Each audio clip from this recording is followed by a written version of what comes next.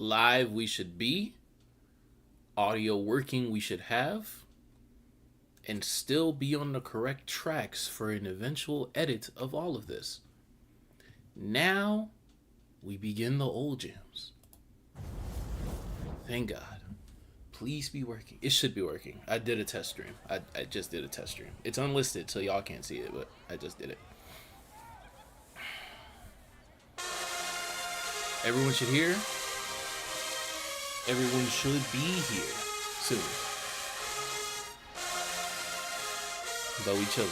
We down memory lane while I'm sinking. While we put these links out. Vampires fiend and darkness turns to dust. Everyone's gone, but no one's leaving. Nobody left but us. Try to chase the feeling away. Thank you, Yall. Thank you, God. It's good. The audio's good. I know exactly what happens now. I have to record differently how I record and then how I stream. Because I do different things with the audio tracks. This is your first time hearing this song? I love this song. I love 2019 Southern. This is when I had faith in Mr. Todd being the main arranger. He's not bad. He's just not consistent. Or as consistent as his contemporaries in the swag. Well, I really like this song.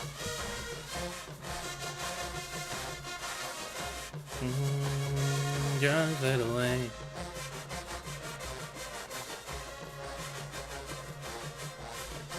They said they are young is an honor.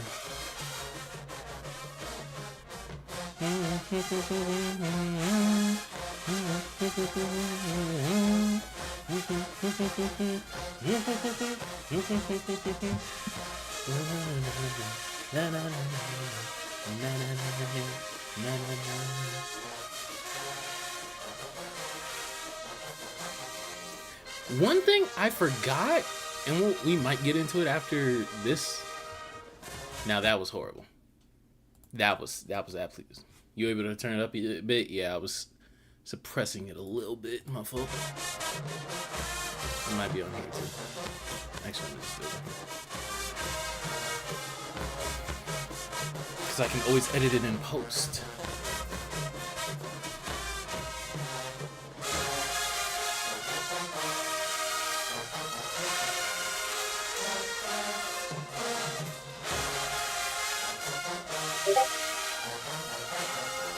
Hopefully the audio's good. Yeah, the thing about Todd's arrangements, it's the holdouts, it's the releases. Like, things just kind of sputter out instead of like having a sense of finality, having a sense of roundness to the note if you're gonna have that. It just doesn't. Mello's also selling, yeah, but like even the holdout right here. And I just go on.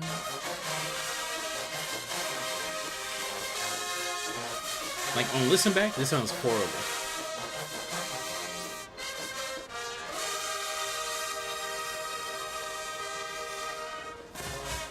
Like, stagger that.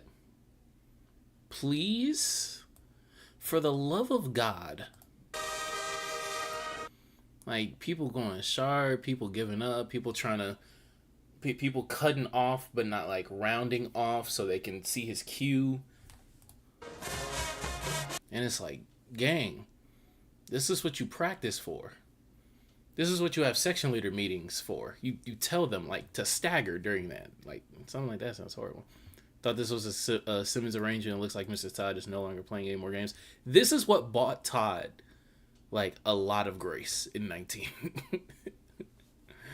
Like this bought him a lot of grace. I don't like it at all. Yeah, when it first came out, I really liked it. I think they had a clinic versus PV. Shout out to Edge Garrett. Shout out. Might as well cut off and come back in. Yeah, at that point. And he does that like on a few songs, like to this day. Like he just has like some very long, drawn out, just like, okay, when are you gonna cut off, or when are you gonna transition, or like, you didn't tell them to stagger. Like, why? One thing I didn't notice, I forgot what clip I saw of them in 2021. Yo, Southern in 2021. I mean, to be fair, I think everyone shrunk in 21, but like I think it was like by mid season. Yo, Southern was not the biggest. Maybe Piss Me Off is a good example. Southern was not the biggest at all. Oh my god, starting up with a close up. There's no wide shot. They don't cut to a wide shot till half. Show the band. Wide shot. There we go. This band is not that big, at least compared to like present day Southern, and probably even like pre-COVID Southern. And yeah, COVID was COVID, but they weren't that big. This was an angry band though. Like they had this, they brought back Dangerous, and of course they had Power. They yammed Power on everybody. I would say Us, but I wasn't at TSU in 21, so them niggas got yammed on. Hats Off. This was a very angry band. Motley Crue was also angry sounding at National Battle Bands. I remember this.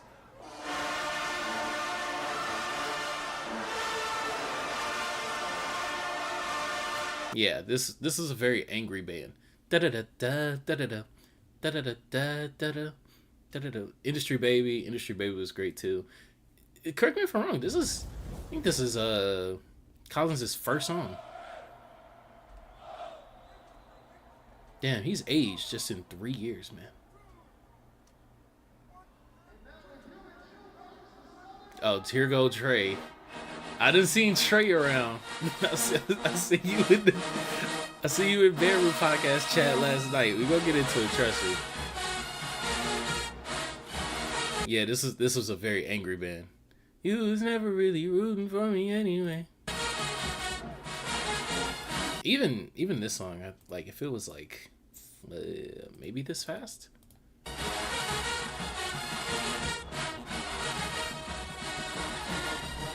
Maybe not this fast.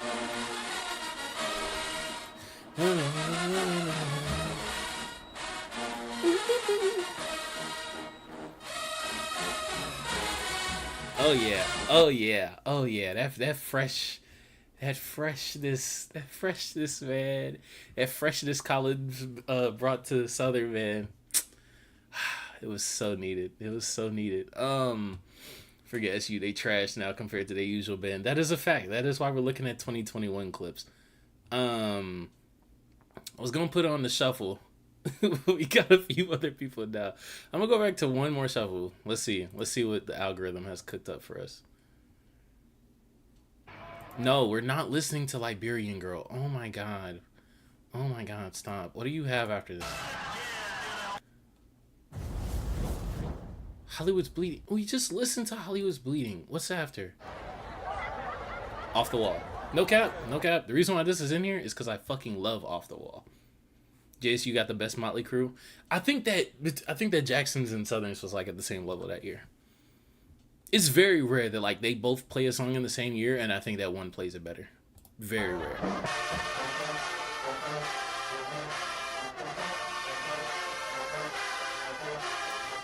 I wanted to make an arrangement that basically combined a lot of these. A lot of the things in this arrangement. I think this is Hamer's arrangement. Because this is what, 07 or 05? 07.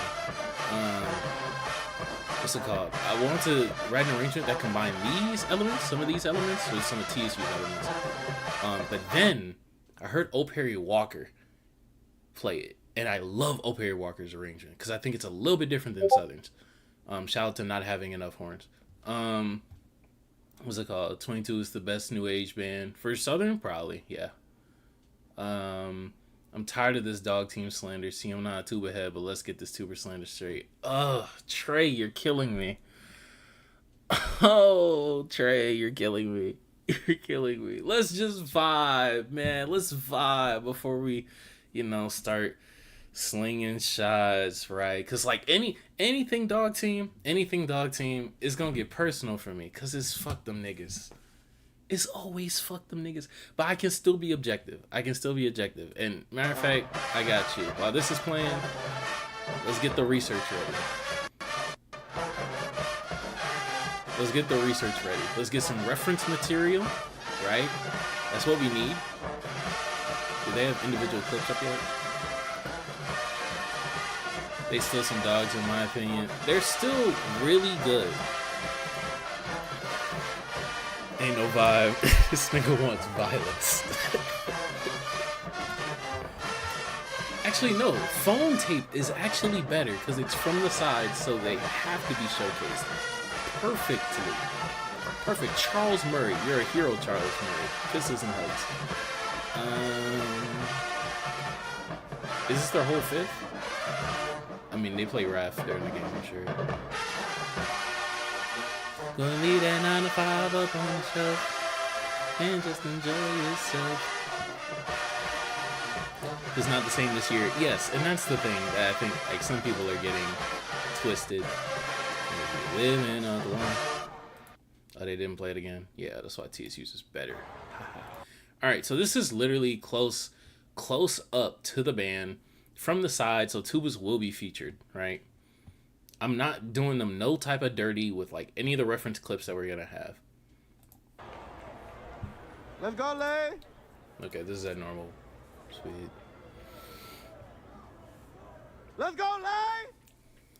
I wish we had from the left side so I could slander my nigga Malcolm, but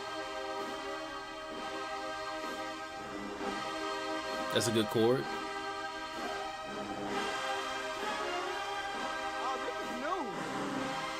First off, Brick of Hell. Oh my god. And mind you, I'm not doing this to like nitpick, cause like I get it. Not everyone in the line plays. I fucking trust me, I get it.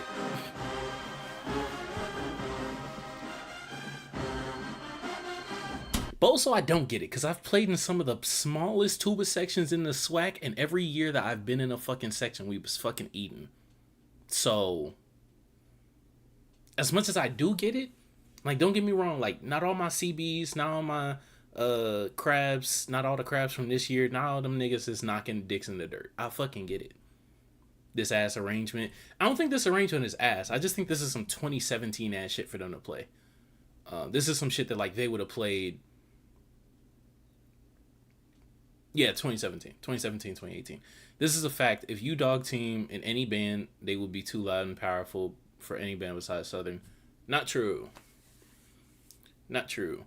And I can definitely confirm that after today. Shout out to dude in the comment section, and I'll actually pull it up. Cause first off, thank you to everyone for all the love on this video. Oh my god. 1 out of 10, less than 20 hours, 1.3K.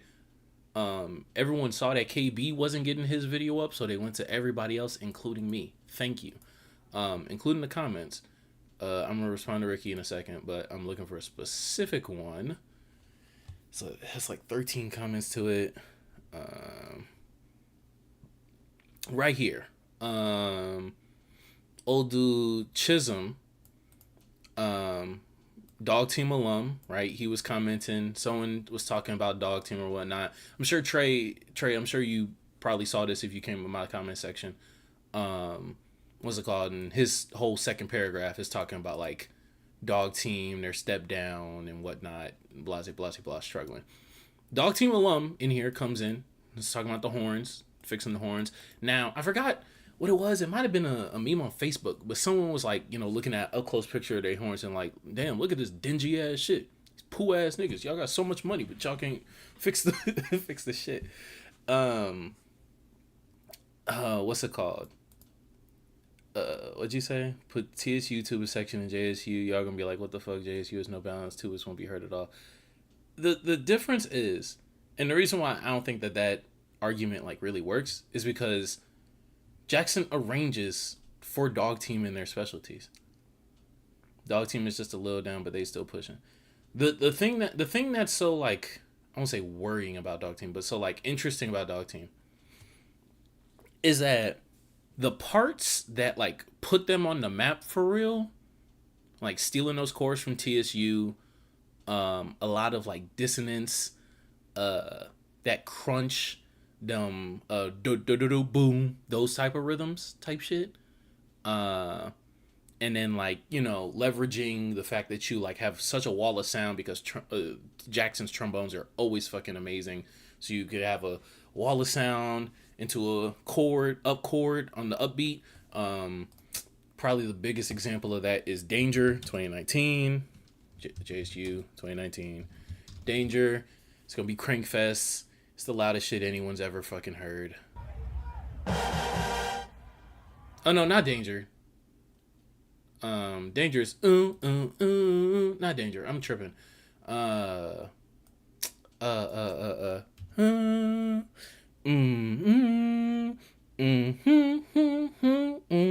What is that called? Y'all know what I'm talking about. Y'all know what I'm talking about. Oh my god. Oh my god. Not Highest in the Room. Not Make No Sense. Not Ordinary Love. Not Crave. They played Crave last year. I'm tripping so hard right now. Oh my god. Not Active. They're giving me literally every song. Everyone knows this song. No, not Hot. Not Hot. But Hot also has that as well. That's the type of like writing that put DawgTeam like on the map. And mind you, I'm not even gonna be disingenuous and compare like current DawgTeam to 2019 when they had like one of the greatest freshman class in Jackson history, and the literal like 32 piece. I'm not gonna do that. That would be like disingenuous and honestly too easy because this year they're just not that good. They're not that good. Oh, Paul did post it. Okay, bet. It's not Danger. Oh my god, I'm tripping. Last year, Jackson Tuba section was smaller and they was still the best. It wasn't the best. We beat them and still pushing. They just a little raw, but they still the same as last year. Even from last year, not only have they lost like a lot of the edge, but the thing that changed is the stuff that Jackson's playing. That's the truth. They don't have that many moments to just like sit on top of a Mobamba also help put them on the map as well. But oh fuck. And the thing is, I have the arrangement in MuseScore too. I'm gonna just pull it up on the side to find the name. Oh my god, I'm so tired of ads. Have y'all been getting like crazy ads recently? Have y'all been getting like insane, absolutely insane levels of ads recently? From like live streams, YouTube, and everything. Like, is that just me? Maniac! It's Maniac! That's the song. Are you talking about music? Yeah. We always talking about music. It's Maniac. There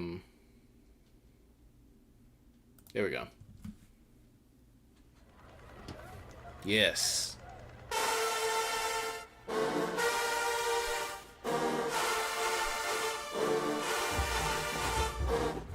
Yeah. Shit like this is when like DawgTeam was like eating off of, right?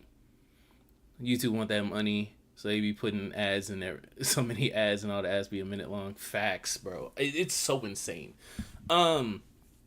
This is what DawgTeam was like making their money off of in like the late 2010s, and even going into like 2021, 2022, right?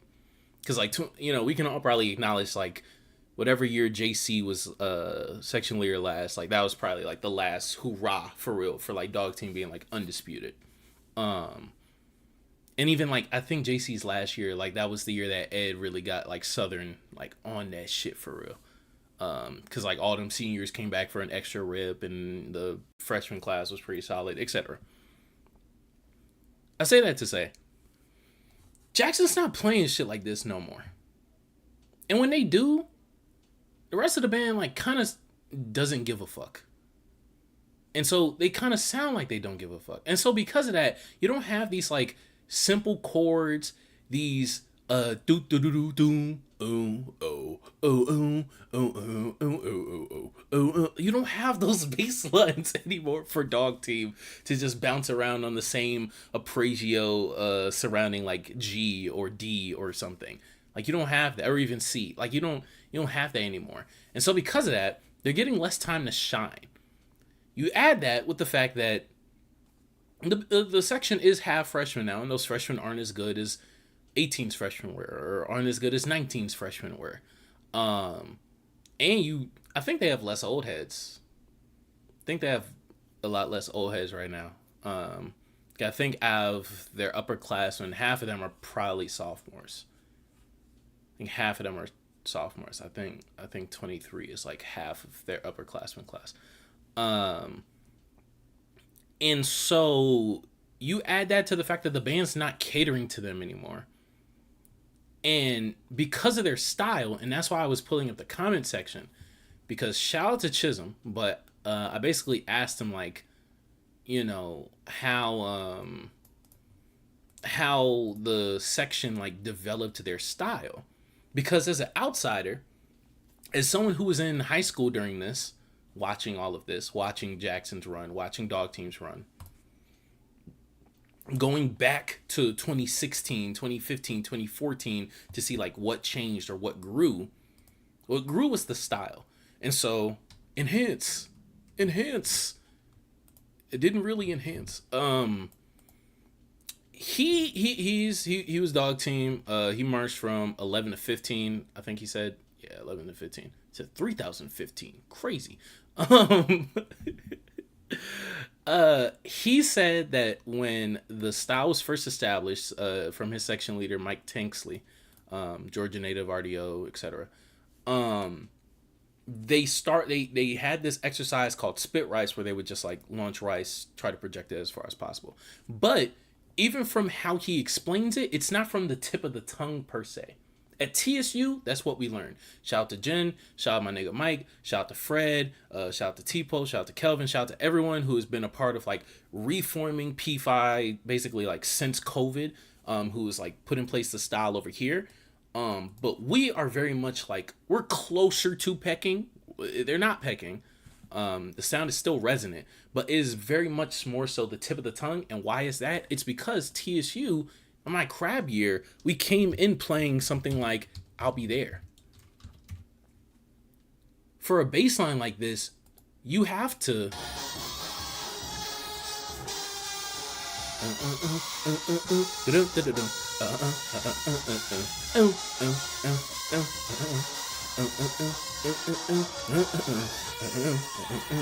like, you have to flick. This isn't necessarily a flick. When you're spitting rice, you have to like kind of load up.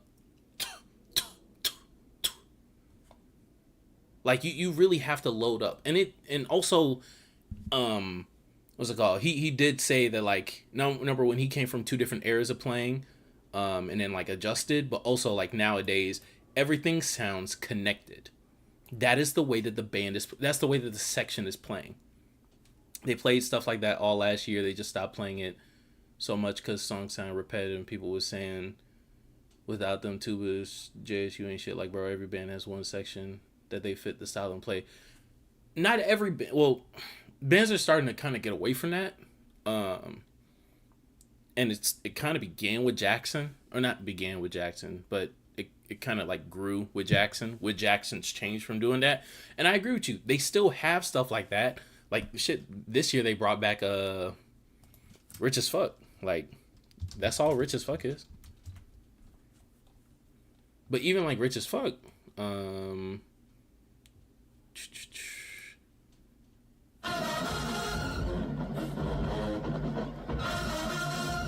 not Rich as Fuck. I was thinking of something else.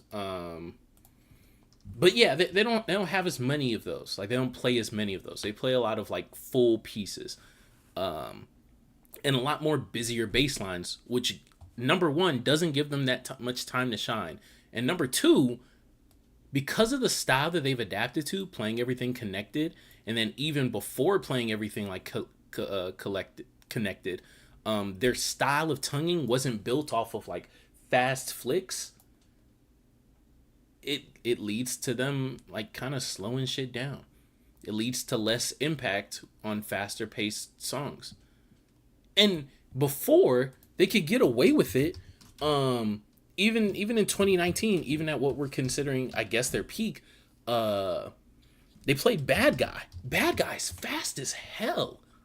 So that's not to say that like that previous style is like incapable of playing anything at like this tempo.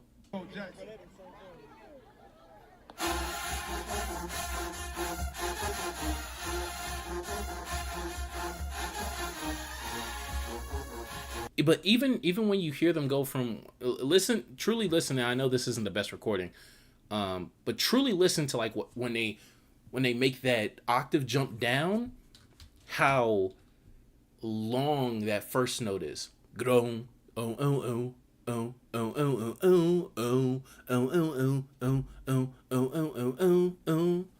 And it's not necessarily like a bell tone. It's more like a grind up. And the reason why this matters is because the way that they're being arranged now, along with like the deterioration of this like specific style that like is very transferable, that's led to everyone saying that they fell off. Now, did they fall off? No, they're still fucking loud. Like, they're still loud. Right? There's still arrangements that they can be highlighted on and not sound shit. Like, I'm not saying that. They can still play high. They still have puss-ass lows. And their mids are still crunchy. I'll give it to them. But, fuck no. Hell no. They're not undisputed number one no more. They're not carrying the band. They're not a top 3 section in the band. Like, they're very comfortably, like, last in that brass section. In the whole band, because Jackson has wonderful woodwinds as well. They're the worst section in the band this year. JSU and Tennessee is the only tubas that have a too much dark sound. Truly, TSU and Bama have a dark sound, but it's as dark as them too. Tennessee State for sure. I think a lot of that also has to do with just like tempo. Tennessee State plays a lot of like slow shit. Play a lot of like middle tempo shit and slow shit. Bama State can get it. Bama State can get it. Boom. Boom. Boom. A lot of it also has to do with just like the key that you're being arranged in. But I get what you're saying. For TSU, the thing that held like the sections that I was a part of having a dark sound is just the horns that we were playing on. And same with Bama State too. Bama State is also playing on system blues. So that wrecks a lot of like the dark and light sound, quote unquote.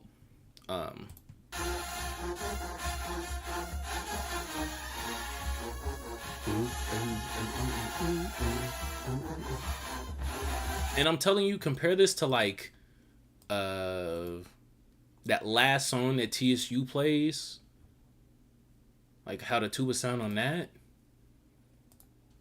Like the it just takes a lot sooner for TSU to hit like the note. There's round 2, round 3, round 4, round 5. Oh, round 5. Wait, is that round 5? No, this is round 5.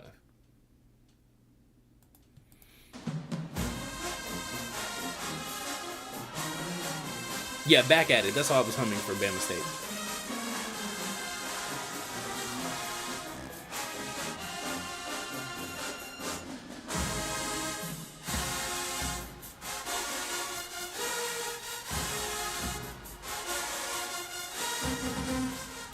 That clean of like a da da da da, that would, and to be fair, like it just depends on the sound that you want. If DawgTeam played that, it would resonate like way more. They would have a little bit of a hangover over the rest of the band. Some people you would hear in between the cracks because they just don't get off the note fast enough because they're not tonguing with the tip. They're not tonguing with the tip of their tongue. That's the difference. And Jackson is now playing shit that like kind of requires that. Like What they play in? I think I had them winning round 4.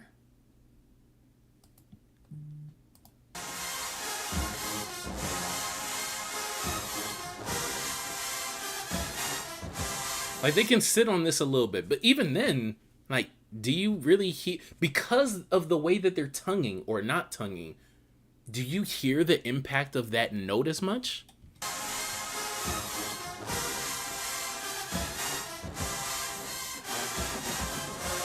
That run, bum ba da ba da bum bum. Do you hear that? Or do you just hear sound? Do you just hear sound moving? Or do you hear the impact? Do you hear the flick? And granted, like, as great as this audio is, like, this stadium, I hate this. I truly hate the stadium. I fucking hate this stadium. This is BBVA. I refuse to call it PNC. This is BBVA Compass. And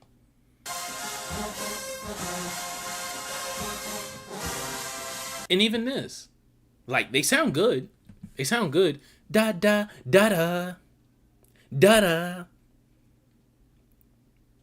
da da. Like, they just kind of hide in the bush in that octave. Yeah, that too. Like, you know, especially over this wall of sound. Like, it's not entirely their fault.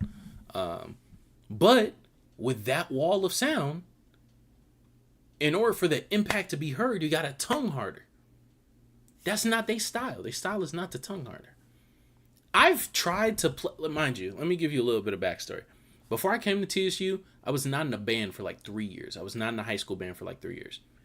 The way that I got into TSU, the way that I learned band music, the way that I learned my piece, so many at Towers. I am not at Towers. I am not a freshman. I'm taking that as disrespect. What's it called? The way that, like, I learned music, every weekend. Well, I mean, I was practicing during the week as well, but every weekend I went in my backyard. I bought a tuba for like $700, $800. A King, like a 25-year-old King. Went in my backyard and learned every single band's fifth quarter. And I say every single, it was really just the ones that I liked. I learned every Southern song, learned every Jackson song, learned every TSU song, Langston when they had a battle, Talladega when they had a battle. And then the occasional, like, Bama State song, Bama A&M during COVID, etc. So, I have literally sat in my backyard and tried to replicate how they tongue, how they sound. And the high school that I originally went to, where I was in a band, was very much Southern style. Westbury High School, shout out Westbury, shout out Doves. So, like, going from that, like, playing a bunch of, like, 90s Southern stuff, like Right Kinda Lover, to, like, trying to replicate how they sound on, like, No Ordinary Love.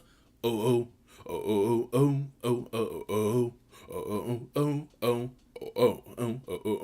oh, oh, oh. Like, that was hard. That was hard. But I did replicate it a few times. And then even when I came to college, like, you know, we would mock other sections and whatnot. And, like, the way that I replicated it was, like, kind of filling up my jaw. And, like, either curling my tongue damn near, or, like, playing with, like, the middle or the back of my tongue. And just, like, whenever I wanted to tongue, like, I would kind of, like, bounce my damn near half my tongue off the roof of my mouth. And if they play anything like that, that's why the impact sounds less. Because the songs that they're playing does not allow them that room, that tongue room, that as much. And so because of that, they're less effective. They sound less effective. And that just is what it is. Does it make them bad? No. Does it even make them necessarily, like, miles worse than, like, previous sections? Not necessarily. But it is a noticeable difference. Trey. It's a noticeable difference. And it's okay. And it's fine. Because you know what? You know what? You can listen to a whole album of a better, shout out the punch, of a better tuba section. You can listen to this. It's okay. It's okay, gang. It's okay. We're here. We're here for you. As DawgTeam falls, the platinum album will be here. Ready? We're here. We're knocking on your door. We're here, Trey. Open up. Open the door. Open the door, Trey. We're here. Let me stop. I'm trolling. This is the first time that like I've really like trolled in these streams, bro. It's so hilarious. These YouTubers was fishing the whole fifth, and they only good for one note. Can we be honest? That's just not true. It's just not true. People don't like listening to like actual bass lines, and that's fine. But like people saying that like they were skating during Be Prepared, it's just like objectively not true. What's it called? It's all right to have like a low key presence throughout an entire song. Like that's fine.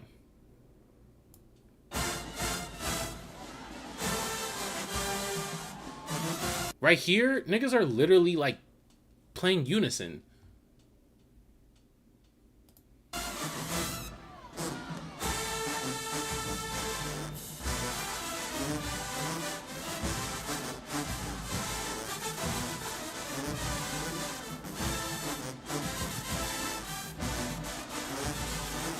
Now I'm not gonna lie. Listening to this, like first off, I can still hear the bass line, so like I don't get the skating arguments. You saying they tripping? I wasn't there in person, I will say.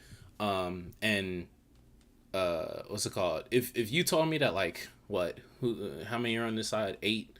That like 3 people on this side are like fluffing the fuck out of those. Like okay, fine. Fine. Like I guess. If you told me that two to 3 people over here are fluffing those slurs, fine, I guess. Like I'm fine. And mind you, I'm not excusing it. I'm not saying like, oh, who gives a fuck? They're still raw. No, fix it. Fix it, Mike. Fix it, Christian. But also, fix it, Krabs. Fix it, 22, 23, whoever the fuck's tripping.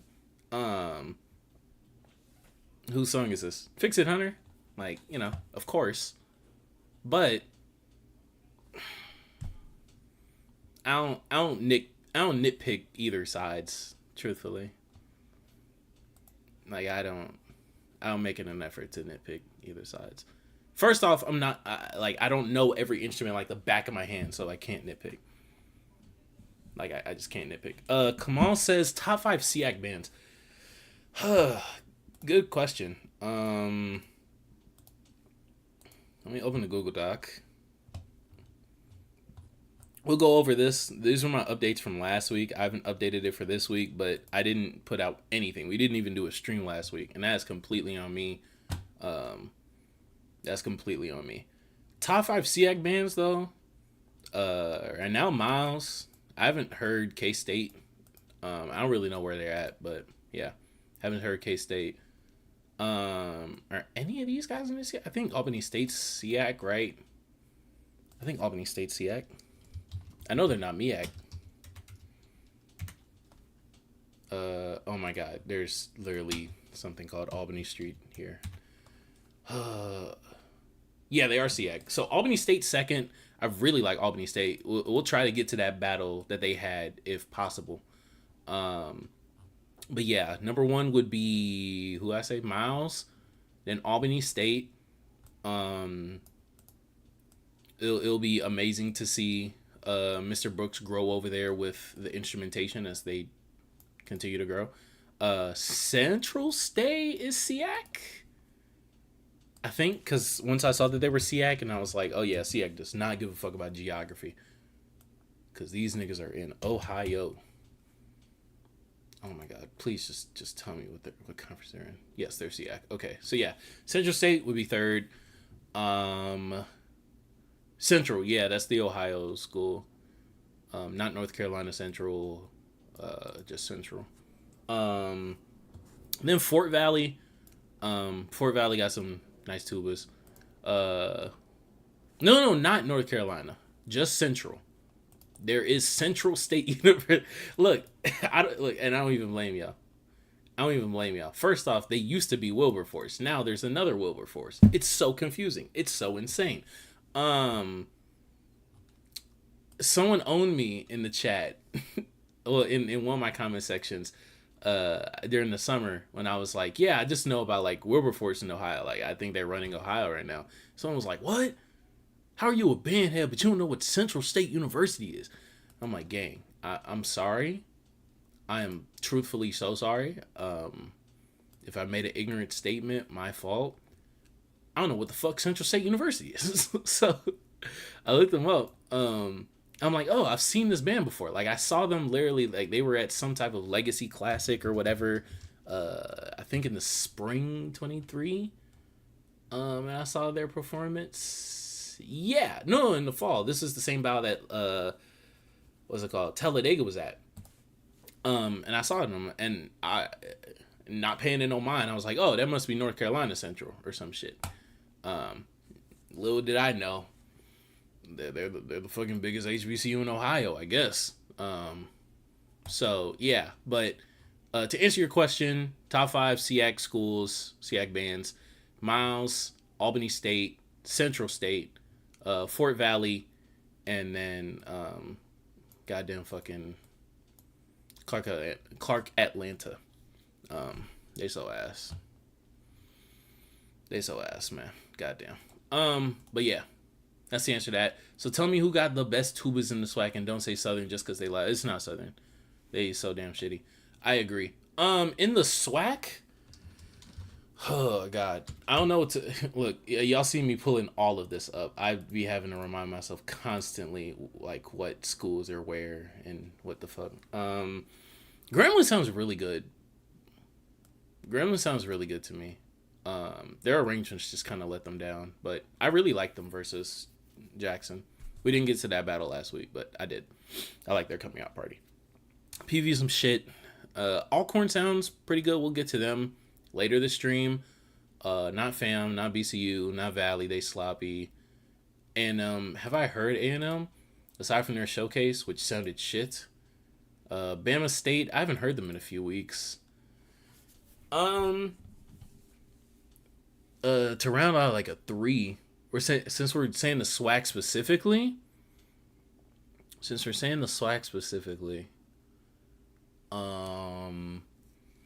My group of 4 is like Alcorn, Bama State, Jackson, Southern, TSU.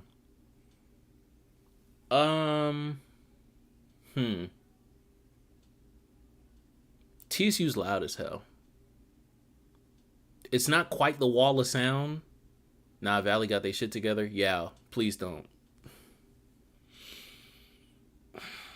We gonna get to shitty. We're gonna get to shitty Valley in a second. It's only between JSU and Bama. You keep trying to tax TSU like this. It's not even like hometown favorite. I don't get nothing. Truthfully, my CBs love me. I love my CBs. I don't get nothing from like riding for niggas. First off, that's gay, and I like women. Second, I just don't get nothing out of that. Nigga, the parts that TSU is playing, like, Bama can't play that. I really love Bama. I really love Bama sound. They can't play that shit. A&M don't sound like shit. Facts. Fuck A&M. That's my 5. Definitely not Southern. I've heard Southern fluff like way too many intricate parts. And it's really, Lloyd confirmed it. Shout out to Lloyd on the Bama podcast. He confirmed it. It's still just like the front 4 playing on both sides. Alcorn, they sounded good, but whether it's, and actually their arrangements were asking a lot of them. Their arrangements were asking a lot out of them. I'll be honest. Yeah, we got to get to that Alcorn Valley battle. Alcorn, Jackson, Bama State, TSU. Then it's Bama State. I just haven't heard enough out of Bama State. Walk into this stream to you saying that's gay. Like, wow, buddy. Speed run to cancellation. Dreamer, shut up. Shut up. You would be the one that get to clip out of context and get me canceled, though.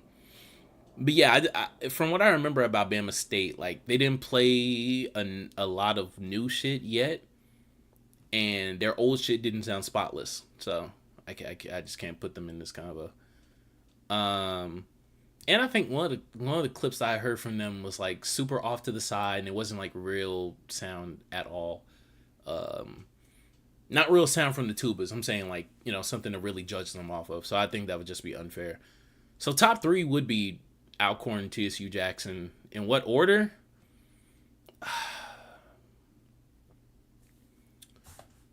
Like I don't know. Jackson's had 3 battles. They repeated a few things versus. Oh, I'm forgetting. Jackson's Tuba specifically fucked the shit out of like a new song versus Grambling. Like they did that. Granted, it was a communication error and not like, playing shit like super wrong. But they still messed that up.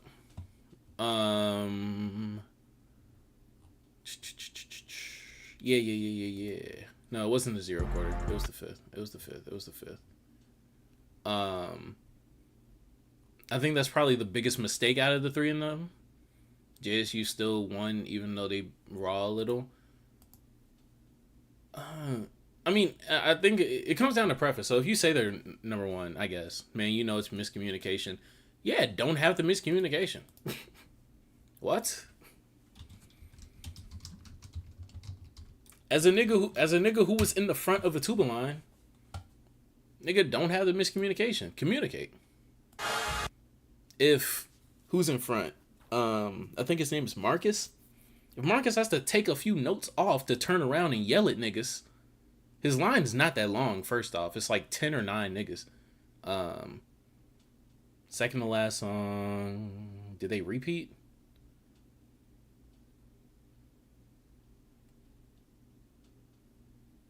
Second to last song, so it was this one. Yeah, because they had the chant.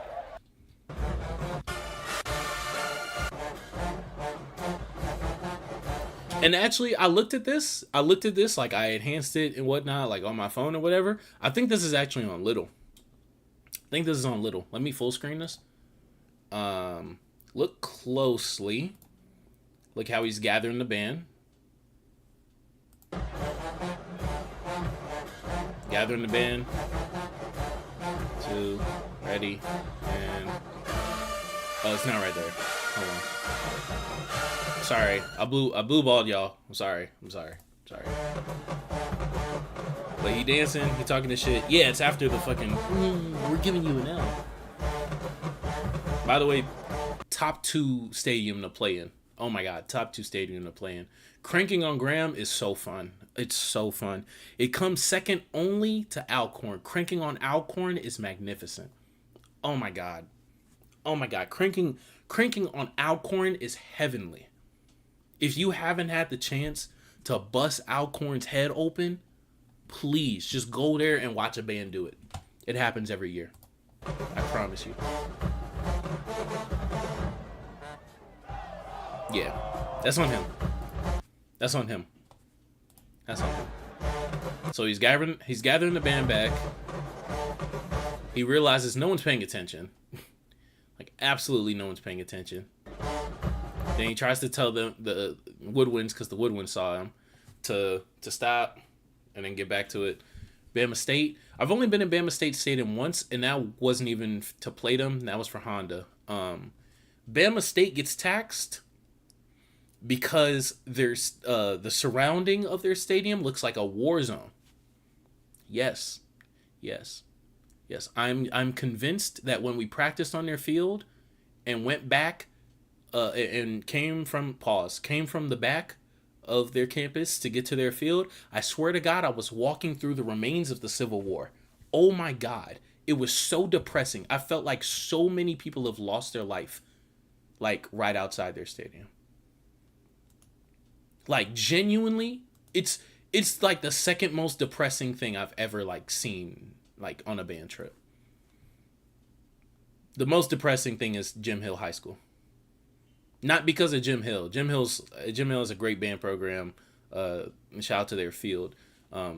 Their school is right next to a cemetery. That is so depressing. That truly is so depressing. But Bama State is up there. So that's why they get taxed. It was fun, but it was Honda. So, you know, if you've ever been to Honda, super commercialized at this point. But yeah.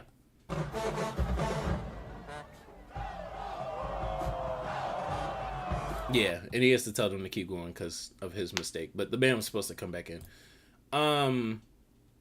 To end the convo though, I mean, you can have the conversation about Jackson being one.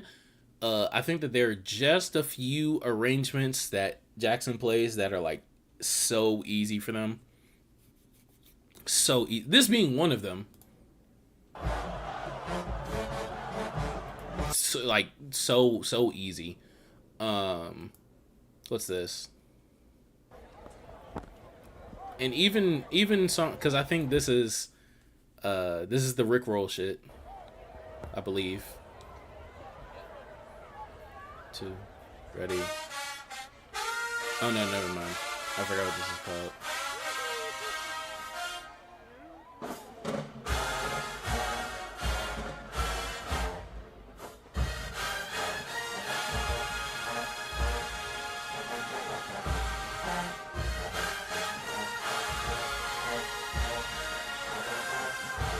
I just picked a random song. I'm just trying to listen to the bass line just to see if like their average song is harder than how it compares to what Alcorn played and how it compares to what TSU played. Now basically decide like what I rank them. Because this is unofficial.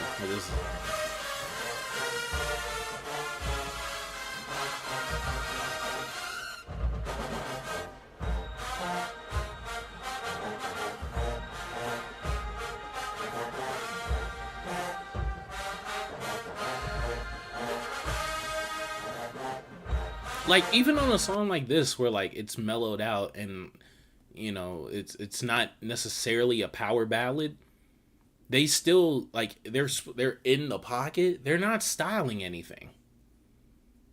Like they don't have to style this. They're just told not to. Like I don't.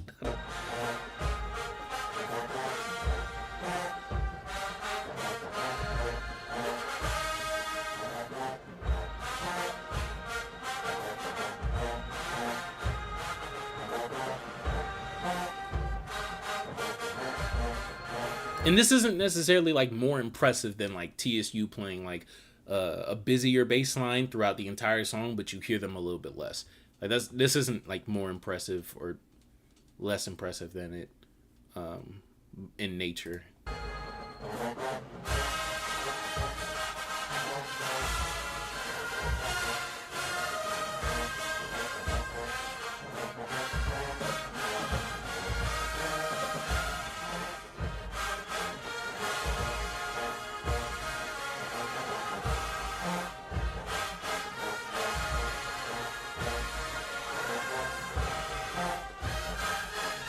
And is there only two modes of the bass line?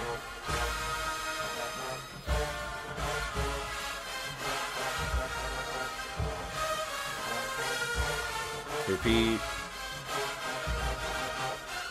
Da da da da da. You get a break, okay? How you come back in?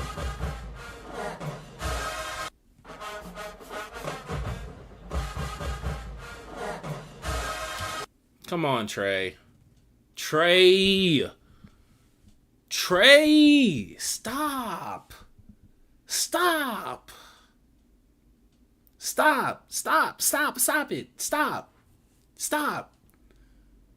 Fuck. What was that gliss? Not gliss. What was that fall? Or rip? What was that rip, Trey? I'm giving this nigga shit. He probably regrets starting this conversation. Cause they don't sound bad. They don't sound bad.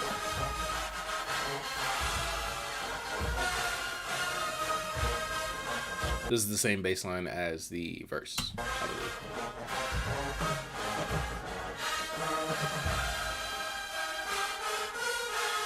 I don't know why people get into... I'm about to get to TSU. And I think they take it up an octave, right?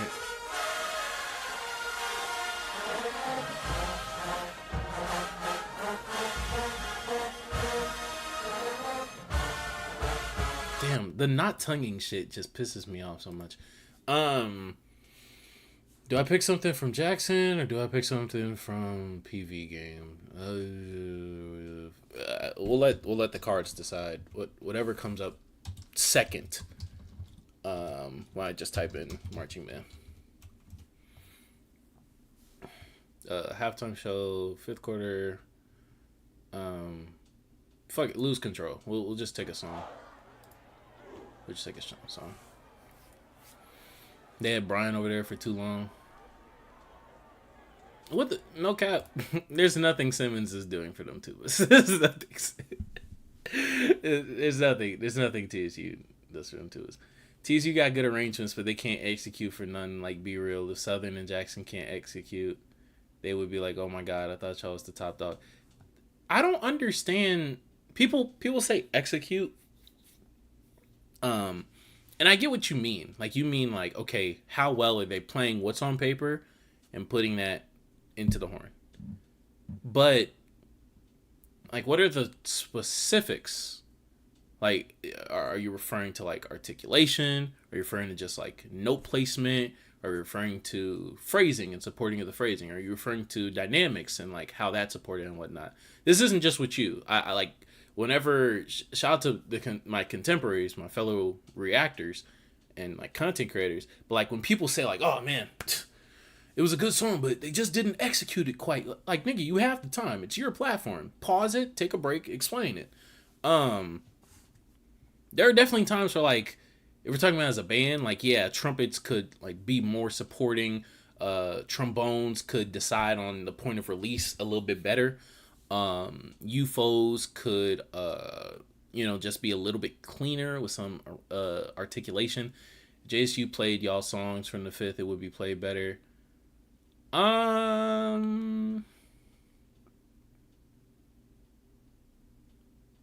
only song that I really think like they would play like extremely better is the Beyonce song. Other than that, I think that Jackson's musicians are like trained to just read different music, to be honest.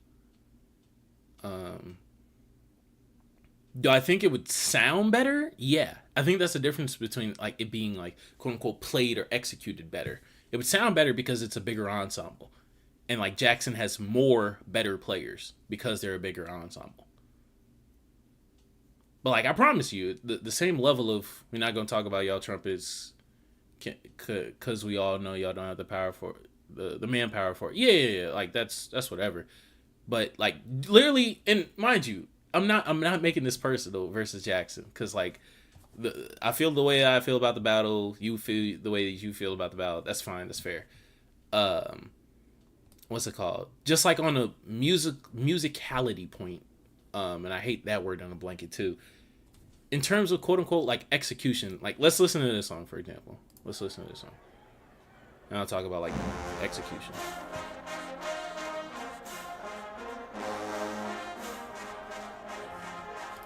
First things first. First 2 measures or 4 measures, depending on, if it's a fast 4, if it's a medium 4.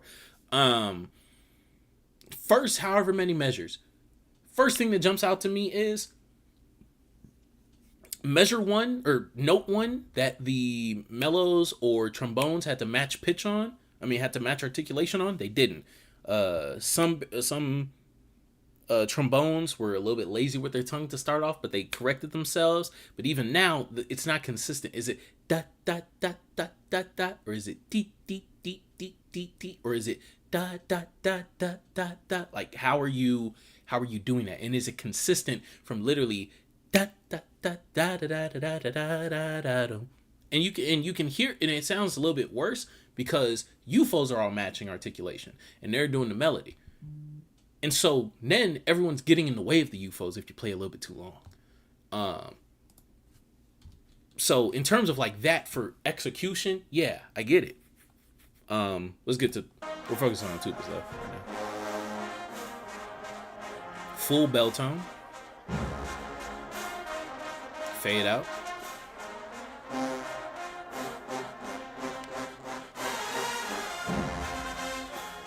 Good fold.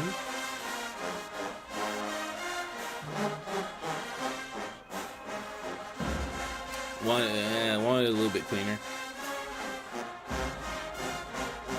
A little bit more confident on the pickup.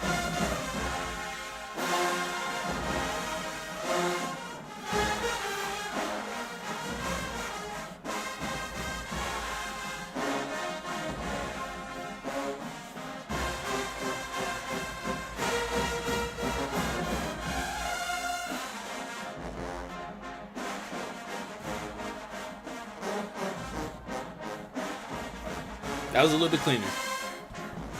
And the gliss was a little bit better too.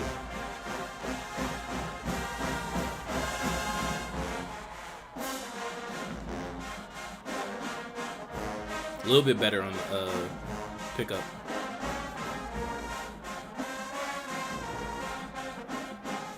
Bone's never been TSU strong suit. Yeah. Somebody broke that.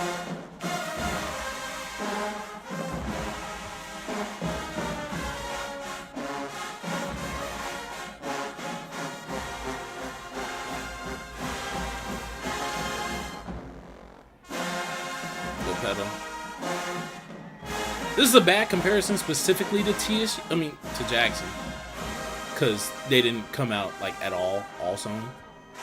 But no cap, I know Pollard. I know how Pollard writes. They weren't supposed to, so they never like skated on that. At most, it was like on the octaves, but based off of how, because they had a close up on one of those octave jumps. Based off of how Mike played, I could tell that he was restricting. So yeah. If we're talking about like quote unquote execution, that was executed pretty well. Like, yes, you can nitpick certain things like match articulation or whatnot, but still no placement was really accurate. Styling was great. Gliss were clear. Tonguing was relatively consistent. Like I said, you can still nitpick some things about it. I'm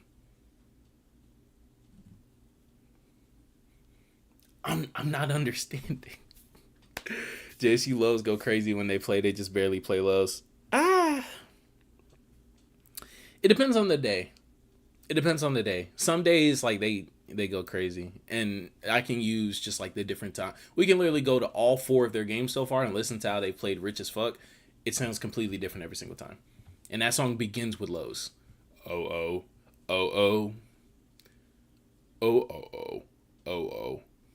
And I'm not even a lows guy, but like I get it. Yeah, Bones have never been TSU strong suit. Shout out OE, but yeah. Let's get into, now that we are essentially done with a retread or a re-review. It wasn't really a redo. We were talking about like tubas, so that gets a little bit more specific.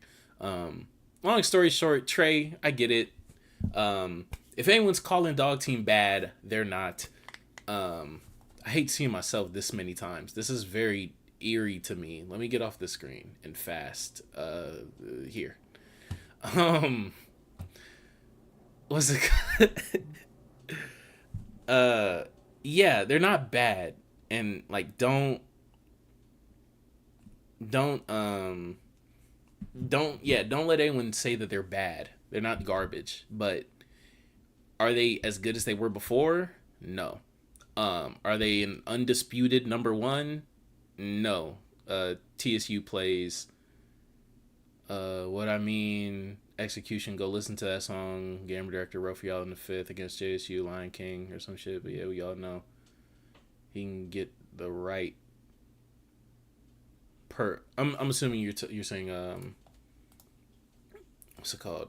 Personnel. They sounded good on Lion King.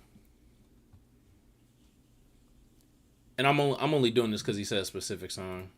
Actually, let me go JSU. It's less muffled. Oh, oh, oh, oh, oh, oh.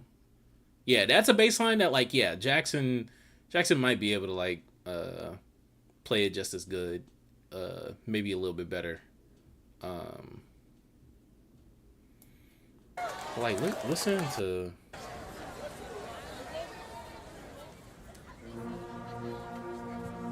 Actually, I'm gonna speed this up because I do want to get to that Valley battle.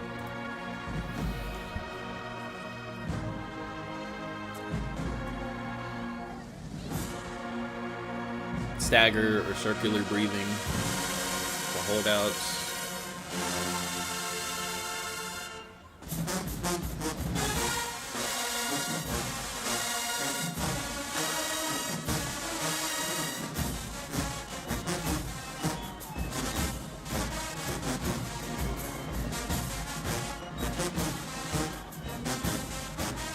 This part, yeah, DawgTeam would sound better. They would just play. They would just play louder. They would just play louder. Like I don't. The articulation, this specific articulation, fits this arrangement way better. DawgTeam doesn't replicate this, and they've been taught not to. So like when we get into like the actual like nerding out over this shit, yeah, no, like I can't just say that like this section would just sound better playing this. Like it might sound louder. They would sound louder like given this space. Yeah. But the arrangement changes.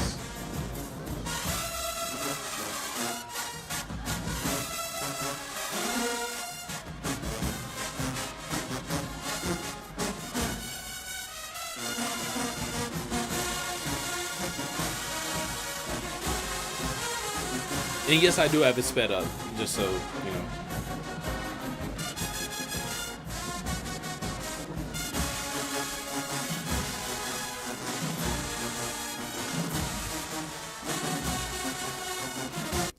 I've heard DawgTeam give out this specific year, like this year, on a part like that, where you just have to keep playing through like 4 bars.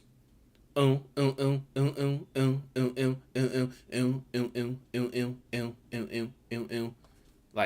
I've heard them give out on that.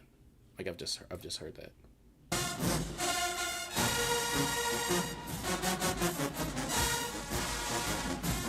Now that run could be cleaned up for sure. I actually think Christian took a little bit of regret in that end. But yeah, like that passage, no, gang. Like just the style that you have to do to match this, like it's unique to this section.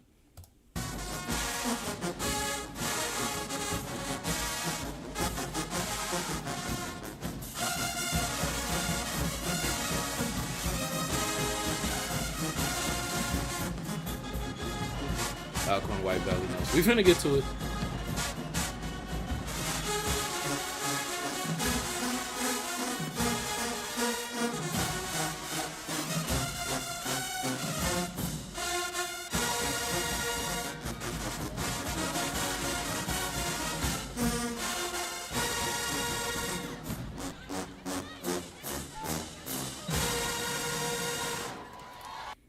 And like that, no cap, Alexander didn't direct that change.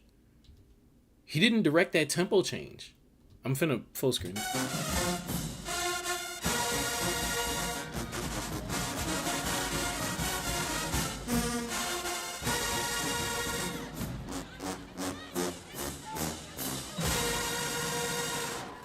Like he directs it after the measure already starts. Like he has a strong one, but he's not directing like Hunter, so he's not giving the tempo. He's giving the downbeat. So they just had to do that. They just had to do that by themselves. You just have to remember the tempo, like a percussion section would, like a what's it called?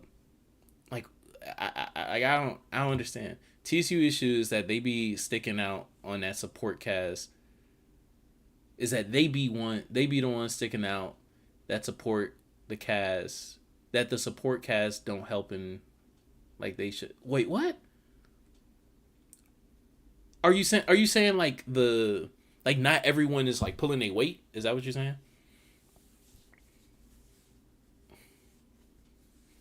If that's what you're saying, then from what I've heard, would I agree? Like, I've literally walked up and down a line. I haven't been able to do the same for Jackson. I've heard clips of, I got some youngins at Jackson.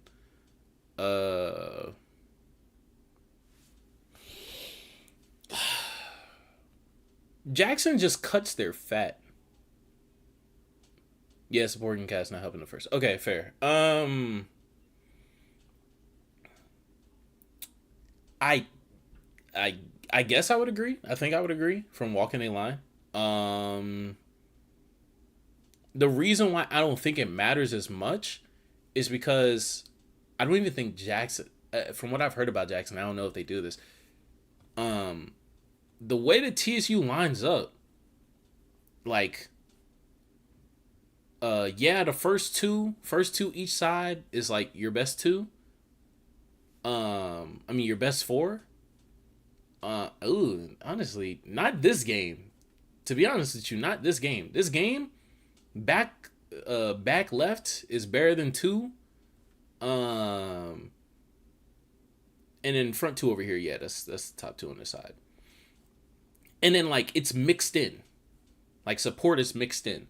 So in terms of like the overall support sound, if you're just talking about tubas, the supporting sound, like it's not that much of a drop off. Like unlike Southern, truthfully, like it is their front four and in the back. That is all you hear on both sides. TSU, just the way that like we line up, you just don't have that much room for drop off. Like, is there a drop off in between here? Yeah, you would literally have to like get in someone's face and like hear them as an isolated horn in order to say that. Oh, you're talking about the full band. Okay. Especially on trumpets, because the first on trumpets go crazy, but it'd be like, damn, if only they had some help. Yeah. Until this game, I do think that the trumpet section stepped up a little bit this game. They still fucked up that Beyonce song. They fucked up Pollard's song. But I agree with you in terms of just like support from the overall band as well. I think probably the section that does the best on that is UFOs. And I guess trombones, because like a lot of what they do is in unison or is block chords. But yeah, trumpets, it's a pretty big fall off between first and support. Mellows, I don't know how big it is. I mean, they sound like 20 mellows. I'll say that. They sound like 20 mellows. Now, whether it's just coming from the center pocket or if it's even, I don't know. But from what I've heard in person from them running fanfares, you can hear them thirds. You can hear them thirds on mellows. And I already talked about tubas.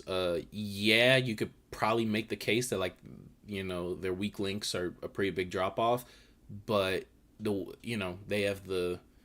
fortunate enough to be able to line up like they line up, and then they mix in, so you don't really hear it as much. But that is TSU's downfall. Getting into, actually, let me stream marker and no cap. Let me take down when in the stream this is, because we're gonna clip this up and put it on the channel as a video. So anyone who's in chat right now, I see 11 of y'all. Say your for me real quick, because y'all will be featured on the video of this, because this is gonna go up on the channel. 12 now. Shout out to the 12. Shout out to the 12. How far are we into the stream? 1:15. Fuck it. 1:15. Fuck it, man. Bet we got that. Got all our ducks in a row for real. And we are going to get into this battle, Mississippi Valley and Alcorn State. Shout out to this battle, because apparently every independent videographer decided to go to this battle instead of TSU versus Jackson, which is baffling to me, but I get it. I heard that someone didn't have they didn't get word back that they would be able to go to TSU versus Jackson. So if that was the case consistently, then trust me, I get it. Go where you're valued. Trust me. But let's get into this battle, man. I believe it's the first battle for both of these bands. And it's the first official showing for, well, not the first battle, because Valley technically battled Diego, but that's inside. Alcorn really that band that you can beat people, low-key, they sneak up on you. Yeah. Alcorn will get one off of everybody if you let them. Let's see if Valley lets them.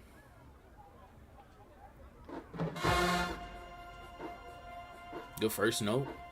This size is so baffling to me, because truthfully, where did Alcorn get Tuba players?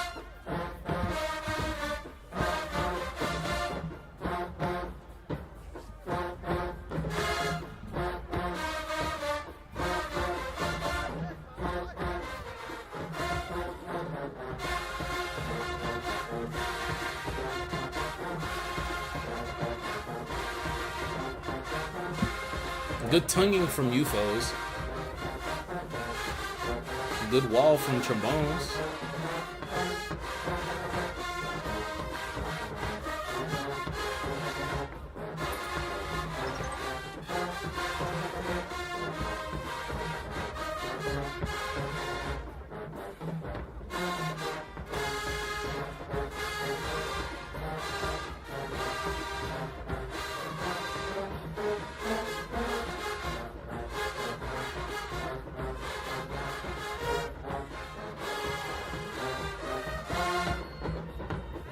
They sound clean. They sound really clean. I like a lot of the articulation. I like the power. Trumpets aren't trying to do too much, overcompensate or anything.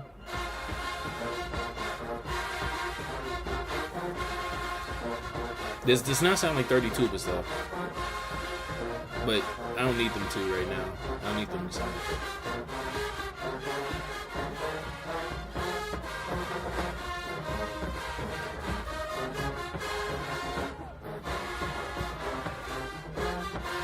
UFO still phrase down in the lower register, man.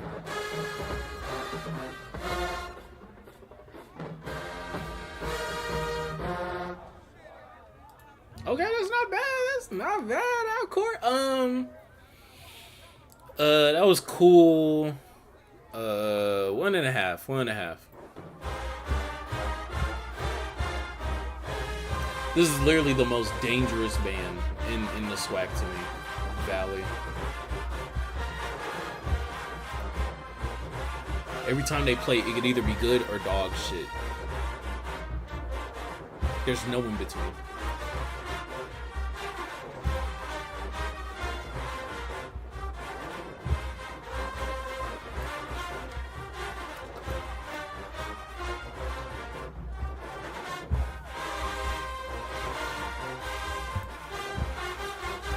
They're in a pocket right now. I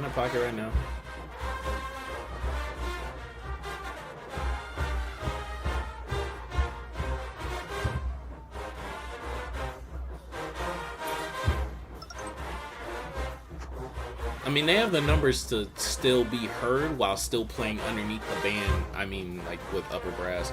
So I don't really know why I can't really hear them right now.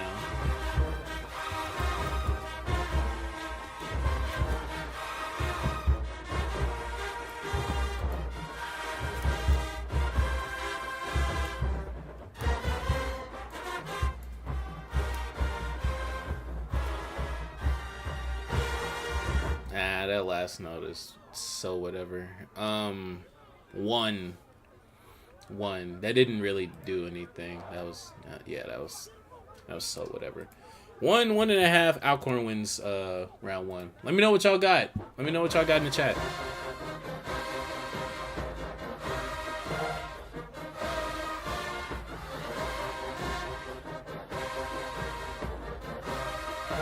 Fact steady. It's good to see Mississippi bands eating. Very healthy bands.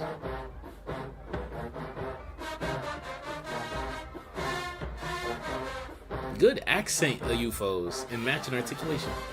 Trumpets, I did not like that.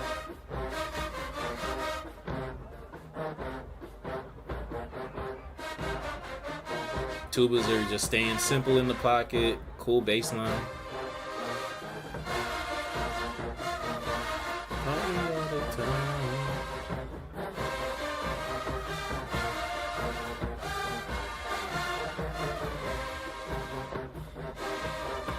Clean up that rundown a little bit if y'all gonna play it.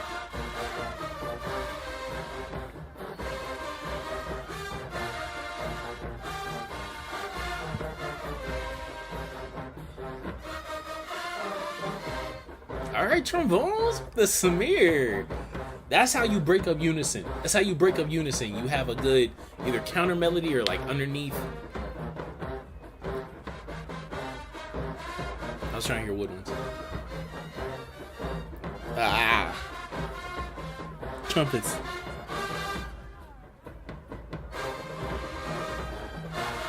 And I should hear you on that build up a little bit more too. Ah.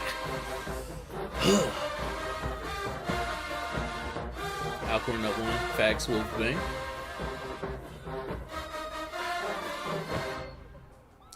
The thing about Alcorn, there's a few things to like in here. There's quite a few things to like here. UFO carrying and pushing through the melody, even though they didn't really do anything like insanely crazy or great there. Tubas, I felt like they just played the exact same thing over and over again. Percussion doesn't really have an impact on this. Neither do woodwinds, even though it's good to see them beefy. Upper brass just let me down so much on that song. Like the in between, I don't know if that was the pre-chorus or if that was the bridge that they just kind of fell apart on.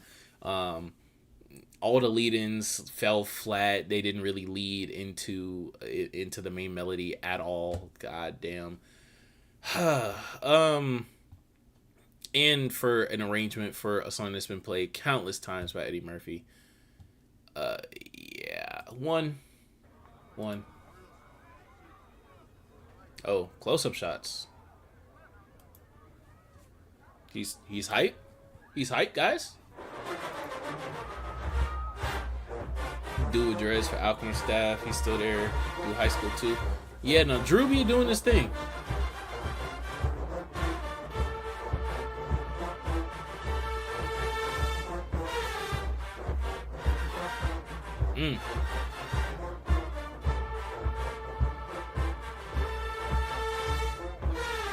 Good crescendo.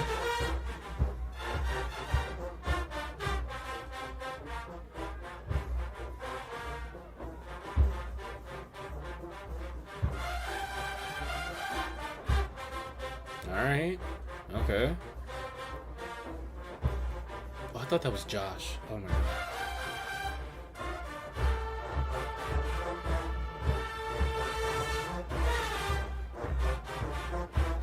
Trombones are doing what they need to do. So are tubas.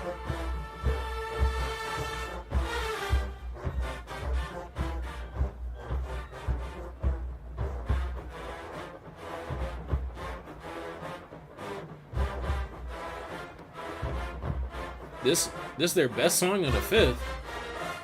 I'm scared.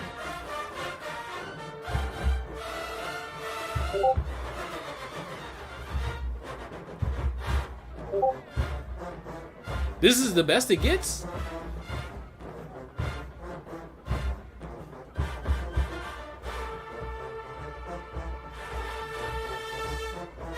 Saxophones had to go the same way for a second.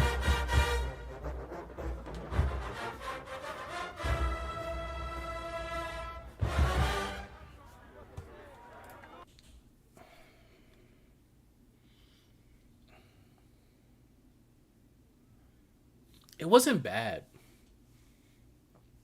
It wasn't bad. It's not bad. It's not bad. No, I'm not convincing myself that it's not bad. I swear I'm not. I'm just saying it's not bad because I know what my reaction looks like.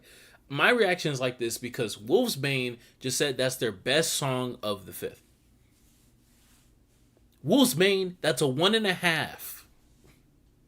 What they just played is a 1.5. That can't be their best song this fifth. That can't be. It can't be. This is like a 200-person band. They have the instrumentation to do like crazy shit. Niggas had the UFOs playing like E flats in the zero.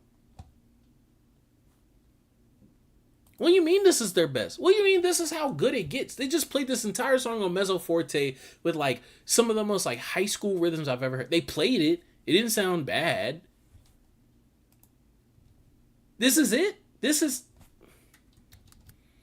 No way, bro. No way, bro.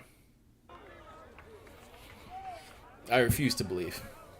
I refuse to believe. I refuse to believe. I've heard part of this battle. I haven't heard the whole battle. I think this is the last song I heard.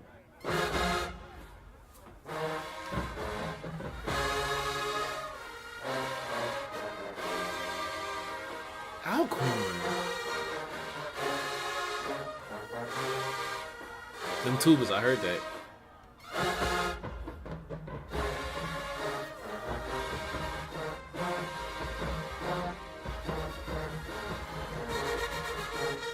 Project trumpets. Project.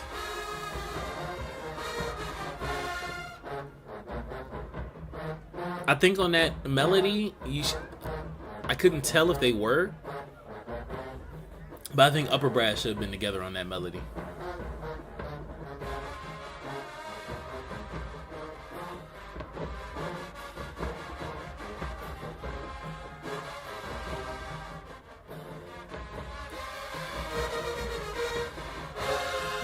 Good walk-up trumpets! Ooh, yes! Oh my god!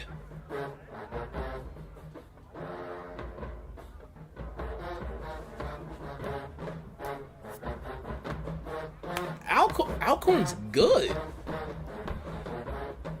With some good arrangements.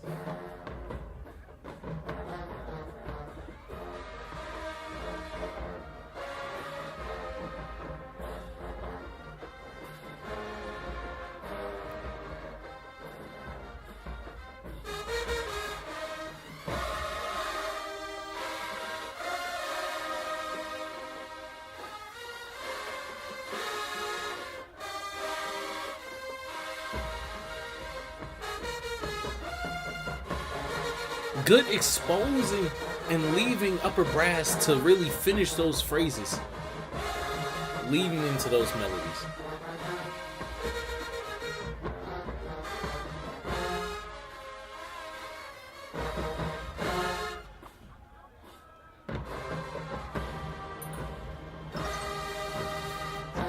Damn, you didn't even have to do that. You didn't have to do that. You really didn't have to do that.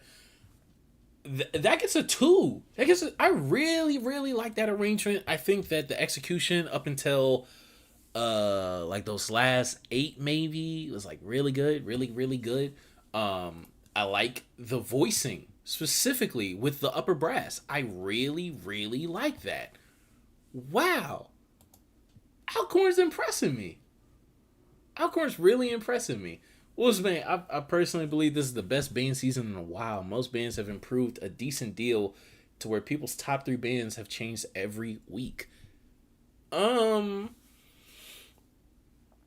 people's top 3 is changing every week. Sound like they got the wrong bands in the top 3. I'm not gonna lie.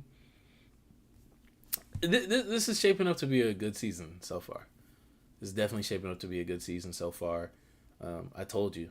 Oh, about Alcorn? Yeah, no. Again, I've heard up to here, so I knew Alcorn. I knew Alcorn was sounding good. I just hope they keep it up because I didn't hear the rest of the battle because Alcorn. Yeah, I'd be disrespecting them. It's purposeful.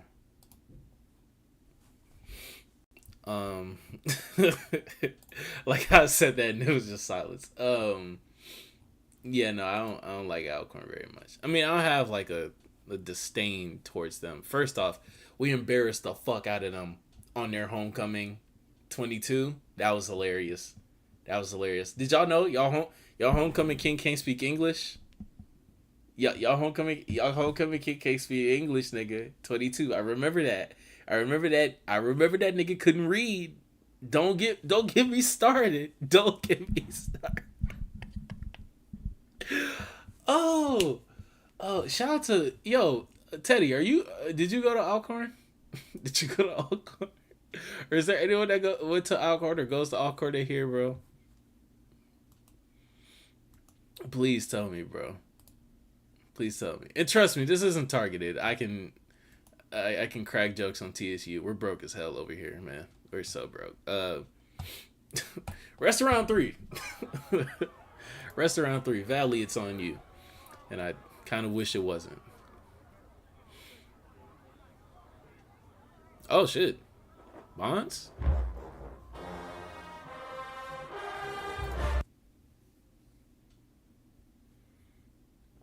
I'm telling y'all, these fuck niggas have one chance. They have one They have one more chance, actually, because we're going to go back. Because, Mr. Miguel over here, he didn't count that off too strong. I graduated in 20. Oh, so you were there for that 17 super band. Shout out to y'all niggas, man. I think that was y'all prime. At least from what I haven't done, like, old research on Alcorn. But from my understanding, 17 to, like, 19 is y'all prime. Is it hard to get to TSU as a tuba player? It's not hard to get to TSU. Hit me up, actually. Let me put my Instagram in here. If you a high schooler or a band director, hit me up. This is my Instagram, and I'll give you the actual scoop type shit. But just generally, no, it's not hard to get into TSU as a tuba player. It is hard to be a tuba player at TSU. Well, once you're here, you're here. Just be ready to work. Truthfully. I don't think nobody is worse than Southern living on campus. It's crazy how they living conditions is. Yeah, I get a little bit of news and like insight on that from my homegirl, and a few friends I have. I'm a high school. Yeah, hit me up on IG. I'll give you the rundown.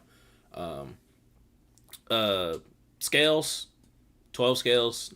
Specifically at the audition, don't get cocky, because you will be tested. Don't get cocky.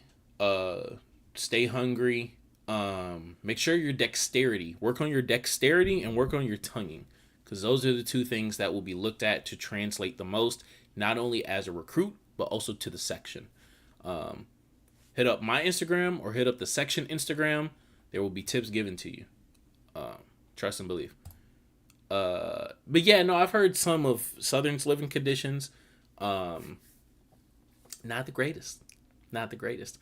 We don't have any real on-campus housing, so like it's a little bit different, because like half of our housing is tied with U of H, which has way better housing. It's the housing that I'm staying in right now. But even then, it's not the greatest here. So I don't really think at any HBCU it is, to be honest, except like maybe PV. I haven't heard too many complaints from PV. I went on this tangent because we need a palate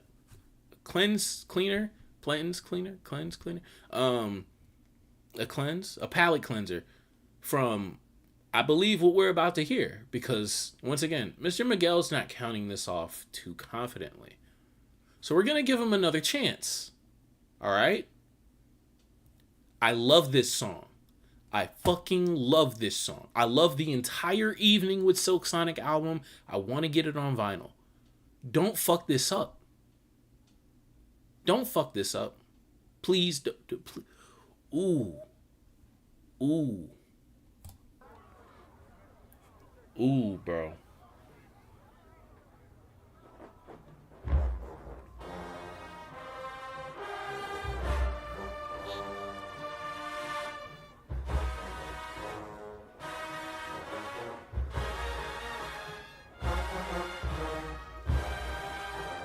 Why is half your band swinging and the others are playing straight? Why can't trumpets hold out a fucking... What is that? What's that? An A? A G? Something like that? I don't fucking know.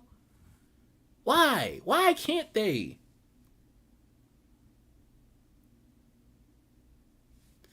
Why can't your band tongue?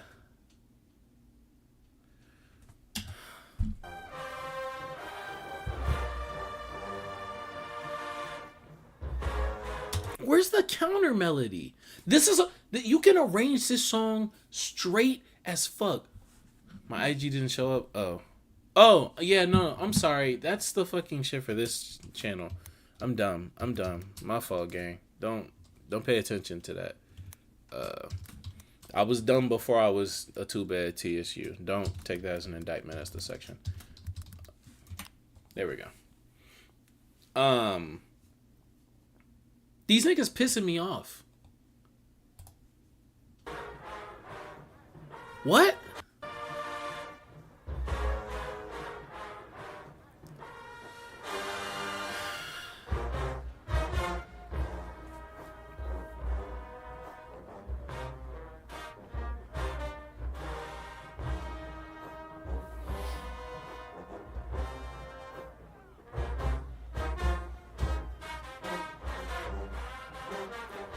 Those are two different types of swings. Those are two. One's a Chicago swing. One's like a 5/8 swing. What are we doing?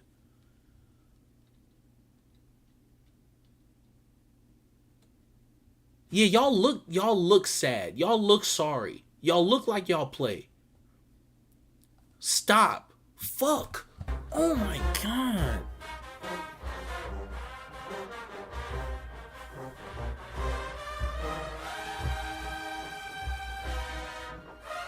Why does the bass line drop out?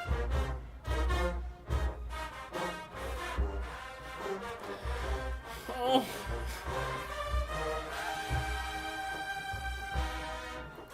Why?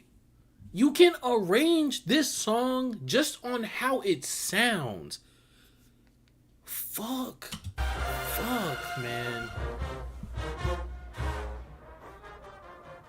The motherfucker's stripping, bro. The nigga's taking his jacket off.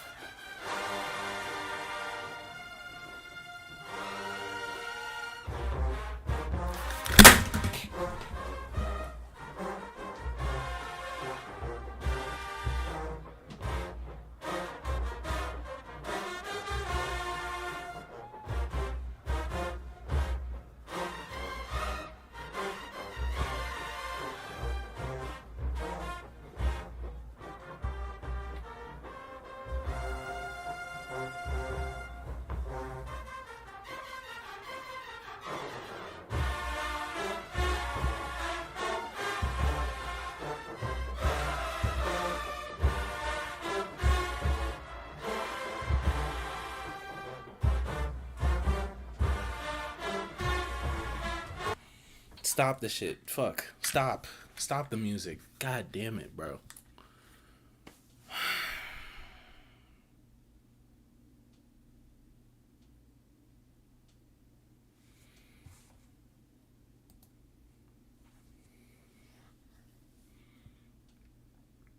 These niggas just fucking like. These niggas just bastardized one of the most like complete songs to arrange in like the past like 5 years. I kid you not. The After Last Night is so straightforward with like how you can fucking write holdovers, with how you can write counter melodies, with how you can write like nigga.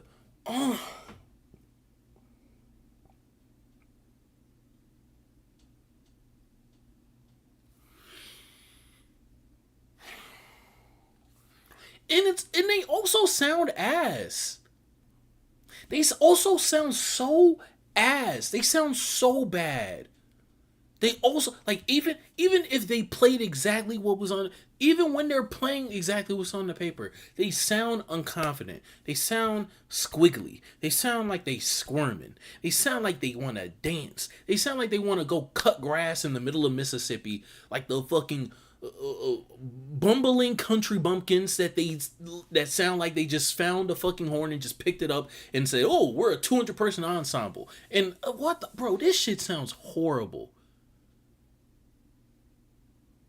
Y'all got 30-year-olds marching in this band still.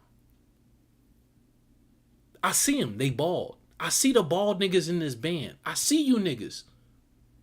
You double AARP, you double ARP fucking card holders. I see you niggas. trying to get your degree. Respect. I respect the higher education pursuit. Nigga, don't play this shit again. Don't play this shit again. Please. Please, nigga. Oh my God. Oh my God. They sound so bad. Have you heard ASU play it? I'm assuming you're talking about Alabama State. Yeah, I heard them play it whenever they played it. I think it was like, what, 22? If it wasn't last year, it was 22. It was just square as fuck from what I can remember. But goddamn, bro. Fuck. Now I gotta go back. When did they hold over?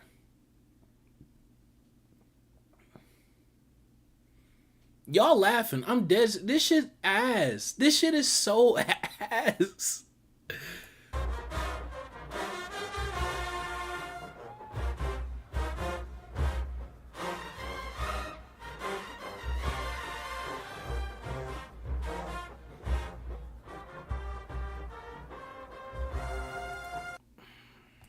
I'm gonna just let it play. I'm gonna just...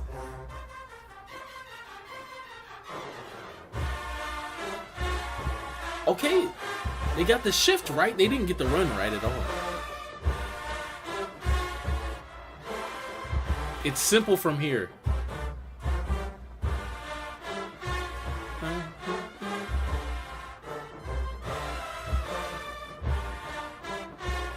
It's simple. It's simple.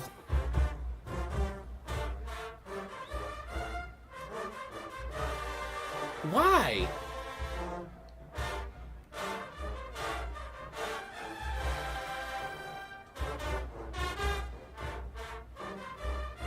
They also don't know the music.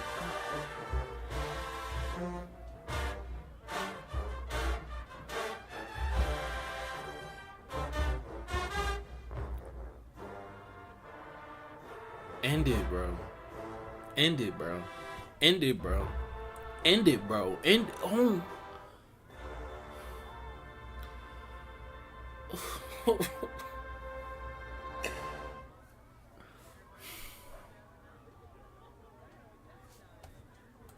Yeah, they just looking at them niggas. Like, what the fuck did you just play? Nigga, I've never given it. That's a 0. That's a fucking 0. I'm gonna have to make a special graphic for that. With a special sound effect, with a special slap your mama face. Like,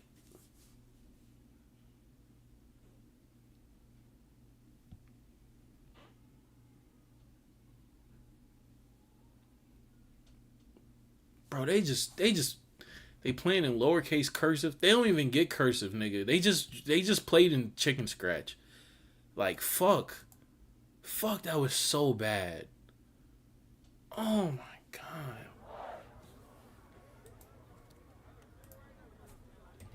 And you niggas excused shit like that all year last year.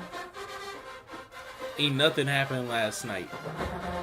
Last night is when she called and told you she had a child with another nigga. That's what happened last night. And after last night, you know what? I'm not gonna say it. I'm not gonna say it. It's fuck Valley.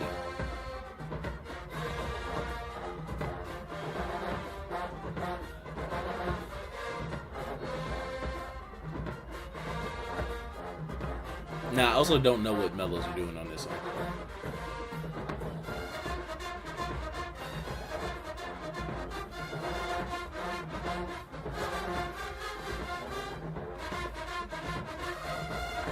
All right.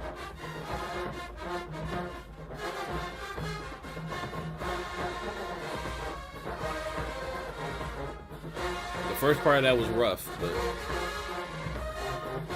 it's turning up now.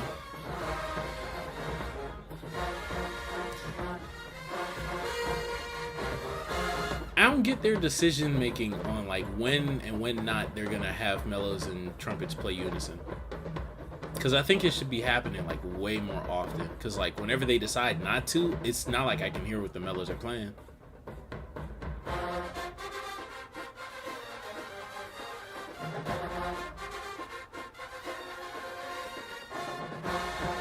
Unless they're matching trombones.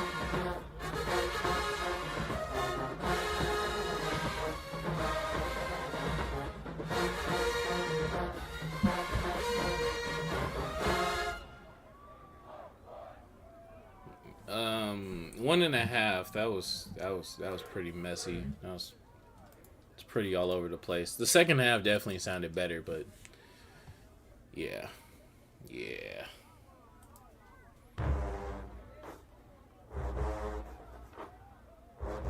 Y'all playing this?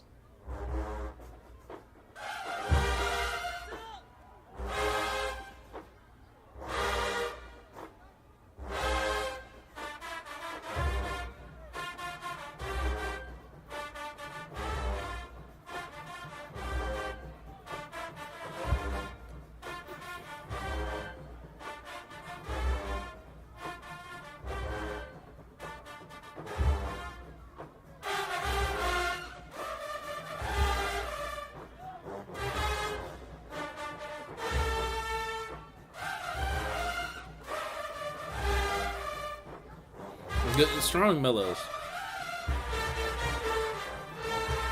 Oh my god. Oh my god. Oh my god. Oh my god. Oh my god. This is such a goofy ass band, bro. Y'all might get another 0 just because y'all look ugly. You niggas look ugly as fuck. Oh my god. You niggas look, y'all dance, y'all play so ugly. It is so unappealing to like listen and watch this band. It's so aggravating. Like I truthfully can't tell you enough how like aggravating it is to just look at these niggas. Look at these niggas, bro. They country. No, bruh. No, bruh. I'm tired of that shit. I'm so tired of that excuse. Alcorn been country for a decade. Valley was country before this. These niggas didn't. Bro.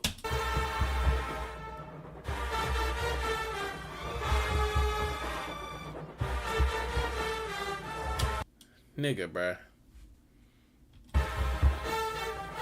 And even they sound, they're loud. They just sound ashy as fuck. Like, they just sound like, oh my god, bro. Y'all want to get 20 niggas in here when I'm raging, huh? You want to get... Actually, it's the Valley niggas. Actually, yeah, let me solo on you niggas. If the Valley niggas is the 21 of y'all, fuck you niggas. Y'all sound horrible. Stop that shit. Never play After Last Night ever again. Never do that shit, please. For the love of God. Oh my god. And y'all keep trying to put that shit on country niggas. No, my family country as hell, nigga.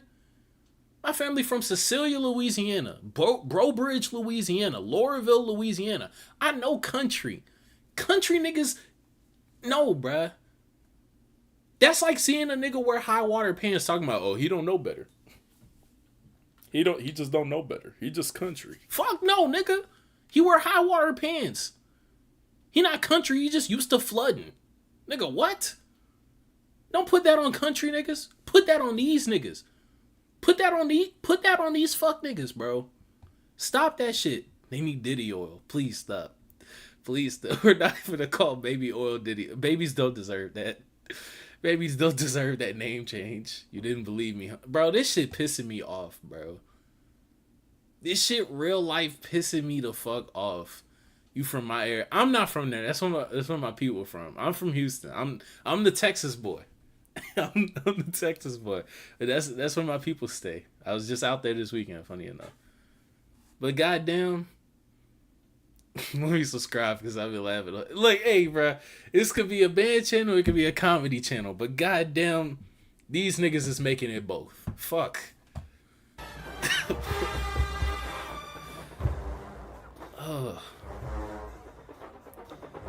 I can't even appreciate the fact that like tubas are just caught in all of this.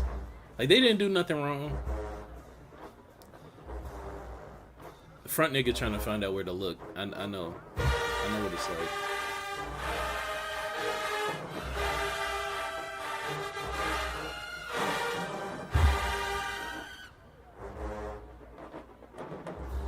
Y'all can end it anytime now, by the way. What?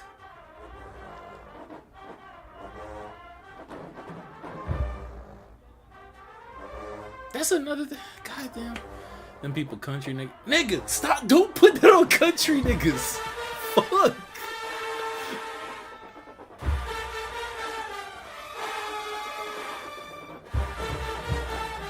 Don't put that on country niggas, bro.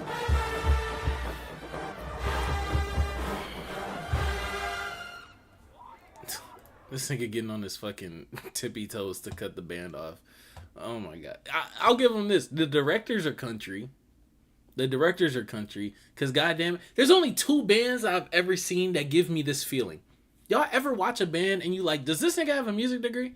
That's what Valley like makes me feel. No disrespect to any of these niggas. I am more than sure that they are all like musical geniuses in their own individual rights. Graduates, proud graduates from whatever school and music program they came from. But like, it just be the way that niggas direct and like act on the podium. Why Jamal deleting his messages? What the fuck is that? Nigga didn't say nothing crazy. What's it called? It's only this band and like Langston that give me those vibes. Every time I see Langston's directors, I'm like, where did these niggas graduate? Huh? And it's not the arrangement. It's the style. It's so goofy to me. These niggas too. It's so goofy to me. I've been joking on these niggas. Y'all some fucking fools. What does that get? Goddamn, it was loud, goddamn, but the mellow breaks are insane in a collegiate arrangement. One, goddamn, fuck.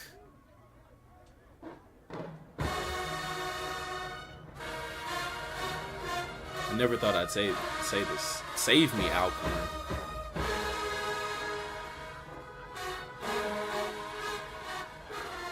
Oh, God. Get your dexterity right.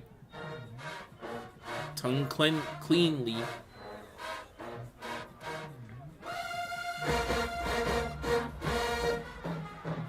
Ah, trumpets.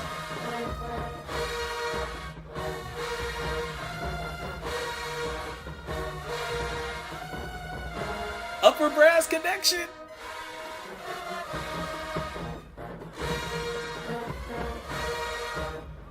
And I actually heard that walk up. I heard that run, trumpets.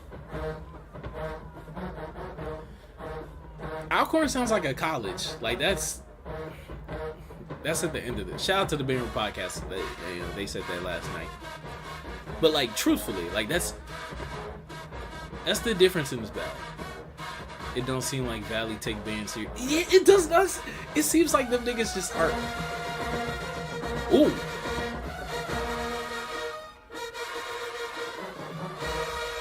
Them UFOs went just crazy right now. I'm not gonna lie. Alcorn looks like they're ready to actually battle human beings that actually are in a collegiate marching band and want to be in a collegiate marching band. Valley looks like niggas who found a horn, went into the field and melted a mouthpiece together, put that bitch and said, "Oh, this makes music, huh?"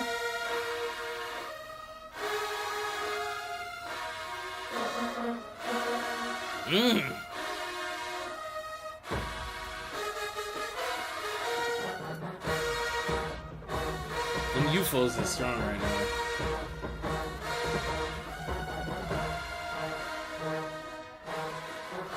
Don't die.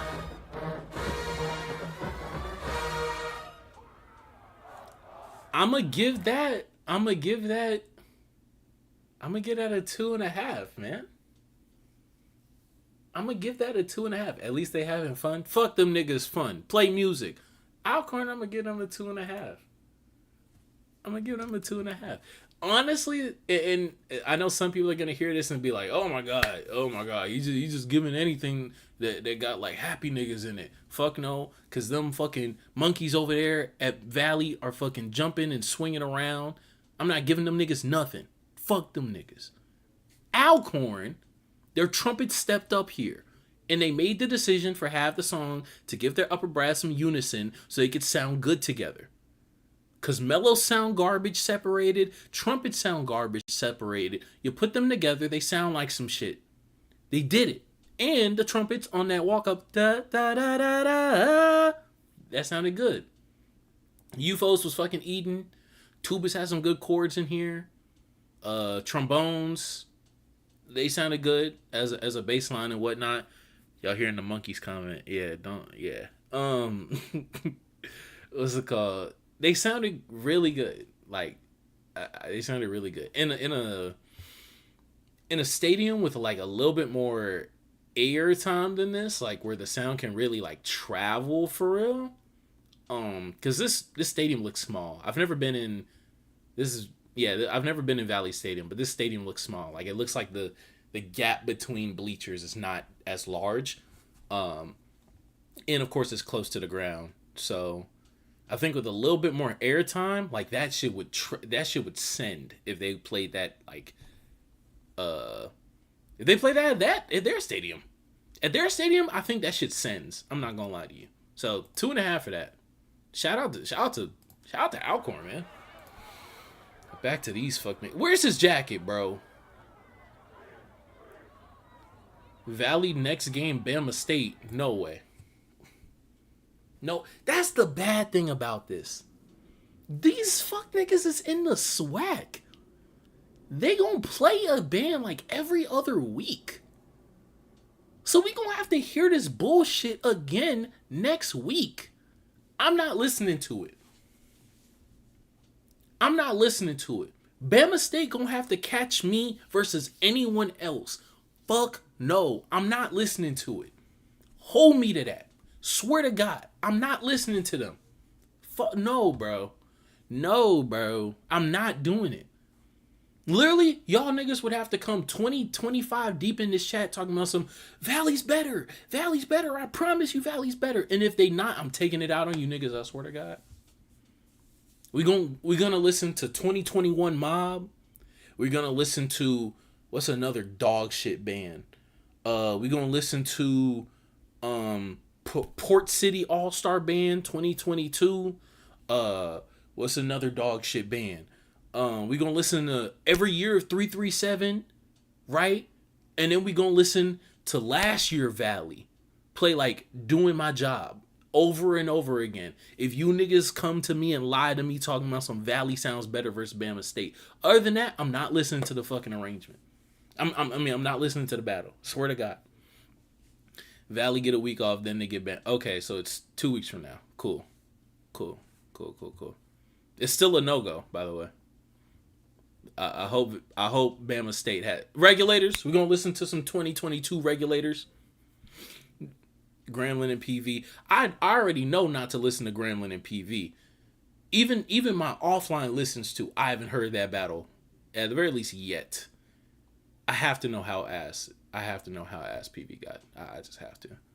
It makes my heart feel warm. It makes me feel good to know how bad they are. So I have to listen to them. Now for Valley, this does nothing. You know why this does nothing? This does nothing because these niggas have mastered propaganda. First, I don't know what the fuck Bonds is doing. This nigga's just convincing like 118-year-olds a year to sign their life away to go to fuck over Mississippi for college, for their collegiate experience, and then to do this shit for at the very least a year. That's insane. That's brainwashing. I would sue. Even beyond that, these niggas, like half the band runs like half the fucking band social media accounts on Instagram. So these niggas is just posting the the 12 seconds that Valley sounds good on Instagram to convince high schoolers and other college people, oh shit, Valley must be hitting on shit. Nigga, no they fucking not. They hitting themselves. The fuck? Fuck no, bruh. They beat Gremlin. No way PV beat Gremlin. No, what I won't even put that on. I won't do that for y'all. Wolfsbane is baiting me. He's baiting me. Wolfsbane is baiting me. He's saying shit in the chat. He's like, oh, you're not gonna like Valley. And then like it gets me because it's like, okay, well, what am I not gonna like about Valley? And now we're here. And he's trying to do it again for Gremlin and PV. PV didn't beat no Gremlin, nigga. I don't even believe that. He's trying to bait me. He's trying to get me to watch it. I'm not gonna watch it, nigga. Won't lie, Bonds give out insane scholarship packages, and NIL type shit. I can see that. I don't know much about Valley, so I don't know how they get their money. But it might be some Langston type shit with like agriculture.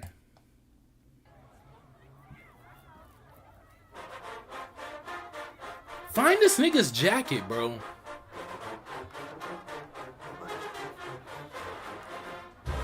Can't wait to see Valley versus Jackson. Oh, it's gonna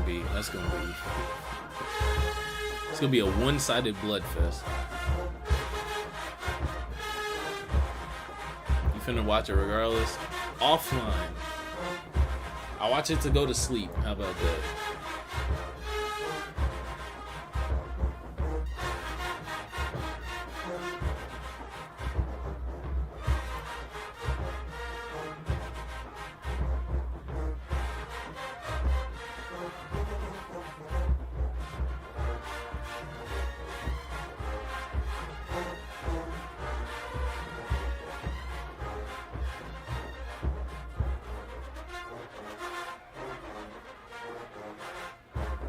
But these runs, like, are they playing them? Are they playing the runs? Are y'all playing the run? Play the runs. Play the runs. He wrote them. Play them. What's up, dog? What's good, Jay? Long time no see, gang. This song is Cheeks. It sounds like it. Play the runs.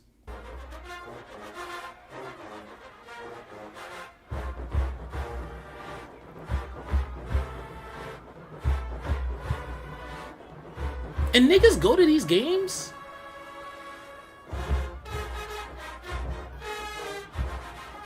They said Bonds be paying niggas rent. He gotta be.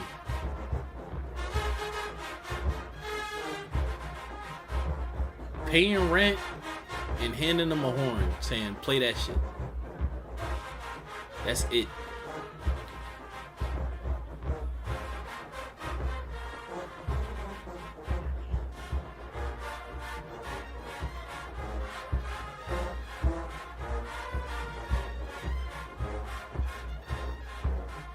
Bro, there's no way. There's no way, like, no, bro. No, bro. This is what skating sounds like. This is what skating sounds like. This is what it sounds like. You can hear everyone else, 2 trumpets. You can hear that. It's not that, like, those are the only 2 trumpets that can play it up an octave. No, nigga. They're just playing the part. No one else is playing. I will say these poo-ass dudes look like they brought an energy to that community. Community? Niggas are rallying around this? Sober? That's what it is. I figured it out. I figured out why. Hear me out. I figured out how Bonds is able to convince hundreds and hundreds of 17 and 18-year-olds and 30-year-olds somehow to all commit to this band and this program. I figured out how they're able to maintain 150 to 200 people throughout the season. I figured out why there are people here watching this 5th quarter, supporting this band, liking the post on Instagram. I found out. I figured it out. Shout out to Kamal, cause he just put it together for me. They said Bonds be paying rent, and they brought a new energy to the community. that got me thinking. Community. Who would be in this community sober? Drugs.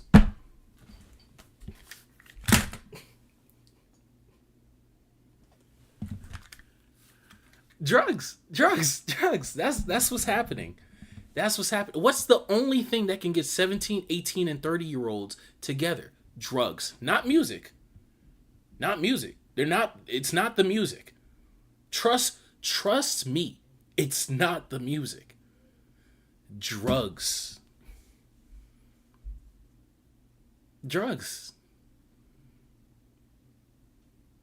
Mississippi Valley State is a drug smuggling university.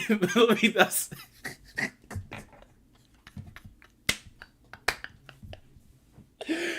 Oh my god, bro. Perfect clip right now. Bro, this is so unserious, bro. He promises everyone a vape, right? He pays off everyone's bonds, right? So they just settle with a restraining order or with like an ankle monitor so they can just go to practice, go to class, because they on their possession charges. Before the game or after the game, after the game, everyone gets a 0.5. Everyone in the stadium gets a 0.5 if they stay to watch the fifth, right? Chill before bonds gets hammered. Everyone get at least a little 3 No, just a 0.5. Just a 0.5. Just to get them through the first few rounds. Because everyone has it, right? So it's a big rotation. Little ass shit, but big rotation, right? Just to get them through the first couple rounds. Smoke breaks instead of water, but exactly. That's it. That's it. We figured it out. We figured it out, man. We figured it out. Cartel University. Wow, bro. This is so ass.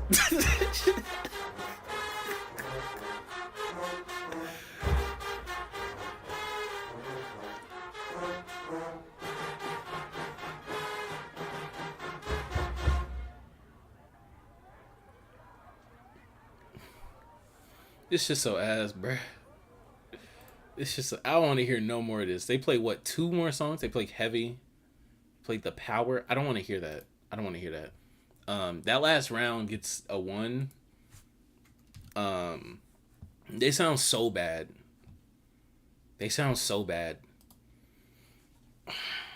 Let me add these scores up. Oh my god. 1 + 1 + 1, 3, 4.5. Oh my god, bro. Alcorn really impressed me.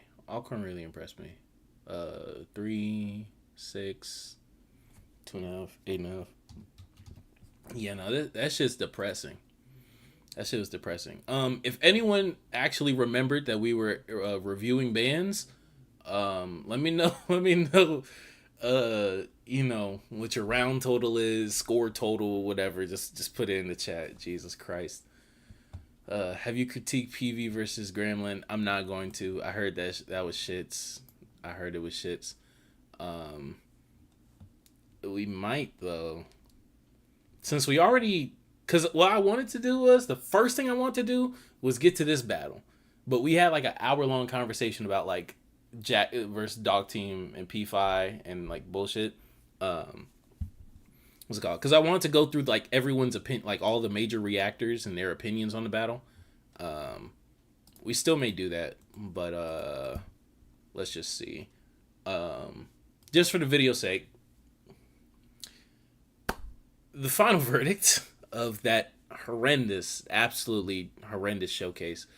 Alcorn 8.5 to Valley with 4.5. Mind you, this is a 5-round battle, so the max that each band can have is like 15.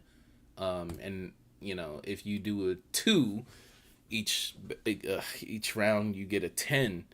So Valley getting a 4.5, I think, is a career low. I think it's a career low. It's an all-time low, actually. They're setting new record books by the day. We're not going to hear this band on this channel for a very long time because I refuse to. I refuse to platform them, right? I refuse to give them the outlet that they need to reach more children, right? To reach more 30-year-olds too. Bald niggas. I will not do that. I will not do that. Get a good band, bro. Raise a good. Don't get one. Don't get one. That philosophy, I think, is why they're in the position that they are. Because they just got niggas. They just recruited. They just got transfers. Got Dega niggas. Tried to essentially buy a sound. And that's not how music works. And that's why y'all sound ass. That's why y'all sound really, really bad. And the reason why I don't feel bad about like this not being the most constructive criticism is because niggas said this for a full season, and not only people in the band, but people outside the band were like, oh no, it's year one. Give them some time. Time has passed. The motherfucker's still ass, nigga. That shit's still not pleasing to the ear. That shit is still like going in the toilet with like actual like things that are being developed in that program that are just not good long term. It's just not. Like it's just really, really bad. So Alcorn won. On the bright side, they had an amazing first battle to me. Off to an amazing start so far this school year. This battle year. Tuba sound really solid. UFO sound really solid. You just have to be able to write to adjust for that differentiation and that jankiness in your instrumentation between you having 30 tubas, 20 some UFOs, and then like maybe 20 trumpets, maybe 15 mellows, who knows? But yeah, shout out to them. Blue said, buy one, get one free. Bro said, buy one, get one free. They're not even selling grams. They just selling blunts. Just blunts. At the 50 after the game. they just doing that. In 2 or 3 years, Valley will be okay. Hopefully, man. Hopefully. I don't know nothing about the staff over there, so I don't know if it's a staff issue. I don't know if it's a recruit issue of like, you know, they get niggas, but is it bottom of the barrel niggas? Where are these niggas coming from? You know, but like I know niggas that be like considering Valley, so I don't know. The majority of marching bands today actually do not sound like marching bands. The emphasis is not placed on music, but blasting. Musicality should take precedency over size any day and any time. I don't know about that. I think we're low-key at a really good point when it comes to a blending of musicality and cranking, I guess you could say, when it comes to bands. I know a lot of people don't like to use that verbiage anymore, but like especially with TSU, Jackson, even Bama State, and like even the bands that like will rag on like within the culture, like PV, Gremlin, Alcorn even are doing like good jobs of, you know, cleaning up their sound and their dexterity and playing pieces that are seemingly like challenging guys, musically, to expand, whether it's just the genre of the song, whether it's the styling of the piece, whether it's the articulation of the part. Like they're pushing these guys as musicians. A lot more bands, and they get called boring for it. And PV gets called boring for it. Gremlin gets called boring for it. Alcorn, when they do it, as they continue to do it, some people might call them boring for it. Of course, you still have bands like Valley, but for every band like Valley, you have a band like Albany State, which is in a similar position with a new band director and a new program with a lot of transfers and a lot of kids that, you know, went there for one reason or another that wasn't necessarily to march for Valley. It was to march for Bonds, or it was to march in a band, or it was to get a degree while still being a band nigga. A lot of people in that situation are, you know, like in positions where they're still growing as musicians and in musicality. I think now, honestly, more than ever, to be honest with you. Like, y'all can't tell me that, granted, I wasn't, like, in college at the time, and I didn't know too many people outside of Westbury in the culture, but, like, y'all can't tell me that 2017, 18, 19, that was a better time for, like, people outside of basically just Southern, Jackson, Fam, Bethune, maybe whoever the fifth band was, like a PV for a year, or NCAT for the year, or Alcorn for the year. Y'all can't tell me that anyone outside of those top 4, top 5 bands was really getting like a quality musical education or musical foundation by just being in somebody's marching band. Y'all can't tell me that. I've gone back and listened. I mean, I was listening to a lot of bands at that time. Like, it just wasn't the case. It just was not the case. The level of music, the level of baseline musicality, whether it's in the SWAC, in the SIAC, in the MEAC, is like better than it was 5 years ago. Definitely better than it was like 10, 15, 20 years ago, in my opinion. At least what they display on Saturday it is. They kind of bamboozled me in the Zero Valley anyways. Yeah. Miles would be like in a top 5 conversation back then. Dega as well. And like, we're seeing to be fair, we're seeing the fruits of like the labor at Dega now. Like, Dega produced like a lot of current band directors in different high schools and different positions. So that's definitely a testament to like the music program over there. Shout out to Frederick. I know he's Tuba section leader at Dega right now, and he decided to stay.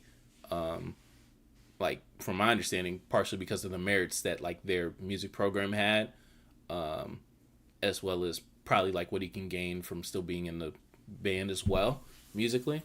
But that's now, like I don't think people were doing that 5 years ago. If we got some, I know we got some class of 2020 graduates, some people who was marching in the mid to late 2010s. Y'all can tell me if that's the case. But I don't know. I appreciate your comment, Sylvester, but I don't know. I gotta disagree a little bit, gang. Getting into what's next on the docket. We a little bit over 2 hours into this. I wanted to take a little bit of a tally of the opinions from what is easily probably the battle of the year so far. Jackson and TSU. What was my most viewed video last week? Yeah, it's Jackson and TSU. Yeah, I think it's easily the battle of the year so far. And I have the Rogers Bros video. I think his name is Kevin. King KVO. I think his name is Kevin. Was a Screaming Demon at Southern. We'll get his opinion. I don't know where it is in the Barren Room podcast, but we'll find their opinion, their overall opinion, see how split they were. And then Stephen Holiday. I just want to see what the temperature is, because I know this is definitely one of the most highly contested battles in terms of the conversation.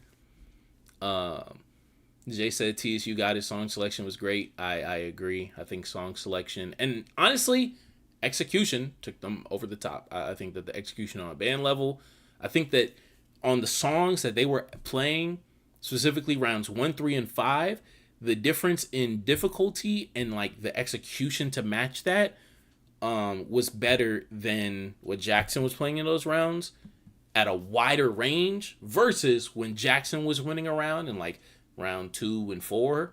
Like, the level that Jackson was playing wasn't as much far above like what TSU was playing. But I do think that TSU had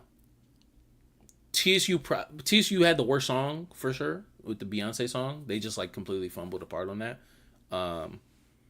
Even then, I just don't think that like, I think that there were rounds where Jackson lost like technically, that they played better in those rounds than they played on the rounds that they won. Y'all said I'm mad that no other camera personnel went to that game. Yeah, apparently a lot of them just didn't hear back from TSU personnel in terms of like getting media passes and like being able to set up flights and whatnot. When they were planning. So it sucks. It sucks. TSU really only got it because of the last round. If Jackson played a better song for the last round, they would have had one. But Jackson's last song was trash. Yet their last song was just like that was just like I didn't really know how to feel about it. Like y'all watched the video. Like I was just genuinely sitting there. The raw file of me sitting there is literally like 10 minutes. I swear to God. I just didn't know what to believe. I just didn't know like how to feel about that song. Like it sounded like they played it, but like it was a song that was asking for like so much more than they gave it, and they just didn't. They just really didn't. I gave it a tie. It was so close to me. The first time I listened to it, I was in Louisiana, on my headphones in the car, on a big TV. I listened to TSU. Well, first off, I was listening to the Facebook live streams. Then I listened. I was reloading the page all night, waiting for somebody to post it. Turns out Ocean of Soul Media posted it, which is insane to me. Listened to that. At first, I was like, "Oh yeah, this is a tie," and I thought it was a tie basically until I got home and recorded the video. So, do you think well-known videographers skipped on TSU versus JSU because the move JSU moved that boombox as well? The reason why I don't think that, the only reason why I don't think that is because a lot of niggas just paid for that shit at Jackson. So it's not like they were like, oh, okay, well, we're going to boycott Jackson. Like that might have been a thought in their mind, but then they thought about how many views they get from Jackson. And they also thought about like, I think I'm sure most of them don't disagree with Jackson having a paywall. They just hate the fact that like they posted it Wednesday or Thursday, not even at their first home game, but at the first home game battle. Specifically, they're probably like their biggest their biggest home game battle of the year. Like that was just some bullshit.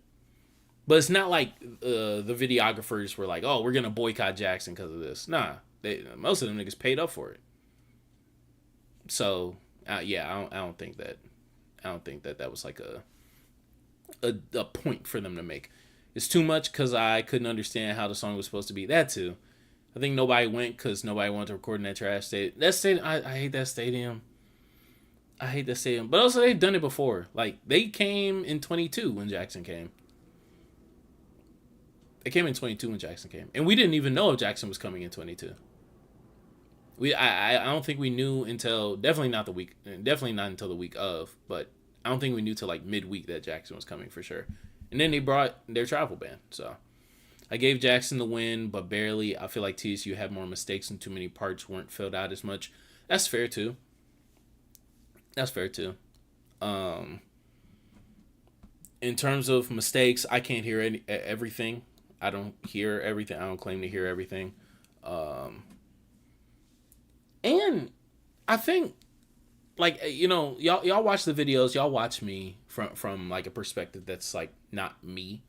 And like, I think more so, I end up judging bands on like, okay, this person does this great, and this is more integral to this song than what this person does good on this song.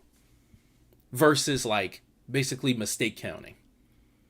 I don't think I mistake count as much. Would y'all say that? Would y'all say that like I don't mistake count? Like of course like to give a comparison, like KB definitely like mistake counts, right? Where like of course if someone has a mistake that's like visible or like very apparent, of course it gets the deduction, and that's basically like an automatic round loss. I completely disagree with that. First off, everyone gets one. Like I wholeheartedly agree with Jerome Law of Show Style Talk fame on that shit. Like everyone gets one. No one's perfect, so that's just dumb. Second, like unless the song is falling apart, like even even you fucking up like 4 bars, like it might be made up, you know? Like I just don't get it. Now you're pretty forgiving in my opinion. Okay, yeah. Like I'll still point it out. Like I still make it a point to be like, trumpets, I heard that shit. Tubas, I heard that shit. Trombones, y'all could have separated that cleaner. But I don't think unless I'm like literally weighing the two, I don't think I mistake count truly. We're like, oh, this band had like less mistakes, or because like a band can have less mistakes, in my opinion, and like within the song, the more like there's definitely like more important parts of a song, right? Like yes, it's great to play like every single thing the way it's supposed to be played, but like in some songs, especially for this battle, like where multiple songs were played that were like themes with like very common motifs or well-known motifs, and so in those songs it is very important to just like get the motif, get the chorus right, especially when we're talking about like in marching band, because you have to win the crowd. So like if you're making a mistake on like a song that like or like on a supporting part that isn't like truly like a like unless it's some shit like that and you just you just fuck up like that, then you know it's whatever. KB know music but he don't at the same time. Like he always say JSU have a tempo issue on every he kills me with the JSU tempo issues. Like I think he said that on da da da da da da ba da bum. But I forgot what that song is called. But like, I think he called out a tempo issue on them. Like that's not a tempo issue. Or like on pickups, and I'm like, that's not a tempo issue. To be honest, I think that song kind of starts out weird with y'all trombones though. I think that song kind of starts out weird, and it might not be that song because I think y'all played that song this past battle, and he hasn't gotten to that yet, so I might be tripping. On every song when JSU plays, they beat songs with mixed beat. Yeah. Or it's like syncopated and whatnot. Between like different sections. I only count mistakes when it's very noticeable and affects the music or when it's a very close fit. Yeah. And like I thought this was a very close fifth, but like at least from the footage that I heard, like some of them rounds were very reliant on Trump Funk and they just didn't step up. Like they just really didn't step up on like a few of those rounds that like they were very instrumental on. So it didn't end up being as close as I thought it was. Like I said, until I basically got home to record the battle, I thought it was a tie. Like I thought it was a tie. But let's get to some of these other guys' opinions. -1 mean we didn't like it, and then -2 is we hated it. Yeah. Shout out to the Rogers Bros. Revamped Rogers Bros. With a TSU alum. Yes, sir. TSU drum major. Funny enough. What's it called? Yeah, their rating scale goes from like -2 to 2. So just know. That's our grading scale. So if y'all wonder how we get these scores, we get every it. song that they play. That's it. We get it, Brandon. Y'all ready? Feel like I got a score. I disagree. Oh shit! Hold on. Before we get into this, I disagree. KB on point. KBB on point with 95% of his commentary, in my opinion. I don't believe liking all his comments, but for the most part, his points be fair. His points. That's the thing. Like a lot of his points, you're right, are fair, are factual, whatever, are like good interpretations or opinions on the music. It's the things that he doesn't catch. And it's that 5% and like how it's weighed. Because if that 5% is him saying, oh, deduction, and like the deduction is like a mistake that you can hear from the other band, then like that 5% is weighted a little bit more, right? I'm not saying we should aim to like agree with 100% of a person. You'll never find someone like that. Sure, y'all don't disagree. Oh, I know y'all don't disagree. Y'all don't agree with me 100% of the time. And it's also like my critique of like him. my critique of like Steven, shout out to Steven. He commented on one of these too. Shout out to the support from him. I fuck with all these guys' videos, by the way. But like my criticism for like a few of those guys is the fact that like you control the pause, you control the button, you control the flow of the video. If you have something to say, then say it. If you have a criticism, expand on it. Like if you really know what you're talking about. Like if you really knowing, he fair, but he don't be knowing music. He used to simplify music. He not used to all that complex stuff. That's why he say JSU be sounding off, because he not used to hearing too many parts in one. I can't even say that because like he's a jazz musician, so like he's used to riffing. He's used to like, he knows what muddiness sounds like. He knows what finding the tempo sounds like. He knows what being by offbeat. I don't mean like not on 1 2 3 4. I mean being like specifically like off the beat intentionally. He knows what that sounds like. He knows what that feels like. I just think his knowledge in terms of how bands manipulate that is a little bit lessened. Steven be too soft on everybody. Yeah, I can see that, but I don't know how many of y'all like consume like analysis or commentary on like sports and whatnot.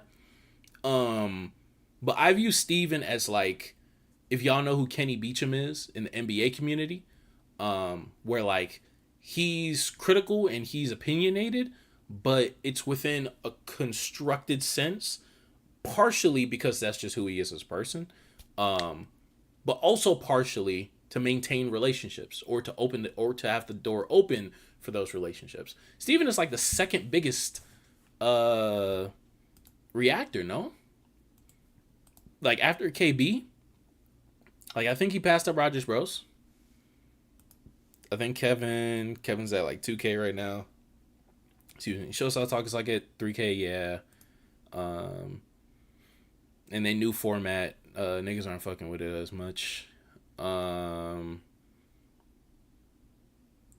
Steven. Yeah, Steven's at like 7K. Mind you, KB's at like 50, but Steven's at like 7K. Actually, he didn't pass up Rogers Bros. I lied. He didn't pass up Rogers Bros. Rogers Bros is at like 15K. But that's legacy, you know, to be honest.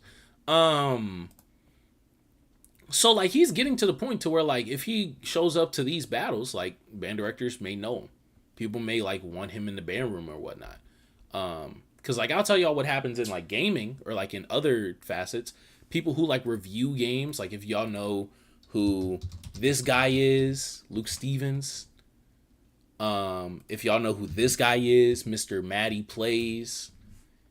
Like these guys have accumulated like careers and followings and just like, you know, whatever, to the point to where, and it's not just from talking good about games. Like this is this is talking about drama for a game that isn't even out from a big publisher. But I guarantee you this publisher, because of, you know, his objective criticism, but also like his kind of restrained criticism, like me calling Valley like some country bumpkins is not gonna get me on Bonds' radar, and if anything, it's gonna get me on his shit list. But if I were to say, you know, Valley, there's some things that you can improve on, blah blah blah blah, like that would potentially like be more pleasing and like be open, you know, get me more open to more opportunities if I were to get this big.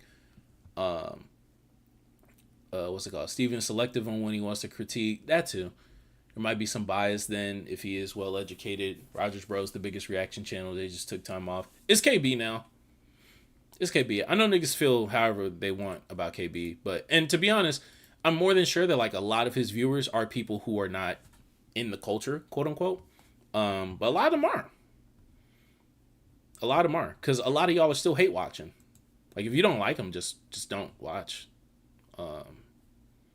Because I mean he's just gonna make money off you. So KB is and he's pretty funny. Like he's we all started watching Rogers Bros for reaction first, if I'm not mistaken. Yeah, they're the OGs in it for sure. For me, the first one I started watching was Show Style Talk. But I know I came a little bit later. I came a little bit later into the culture.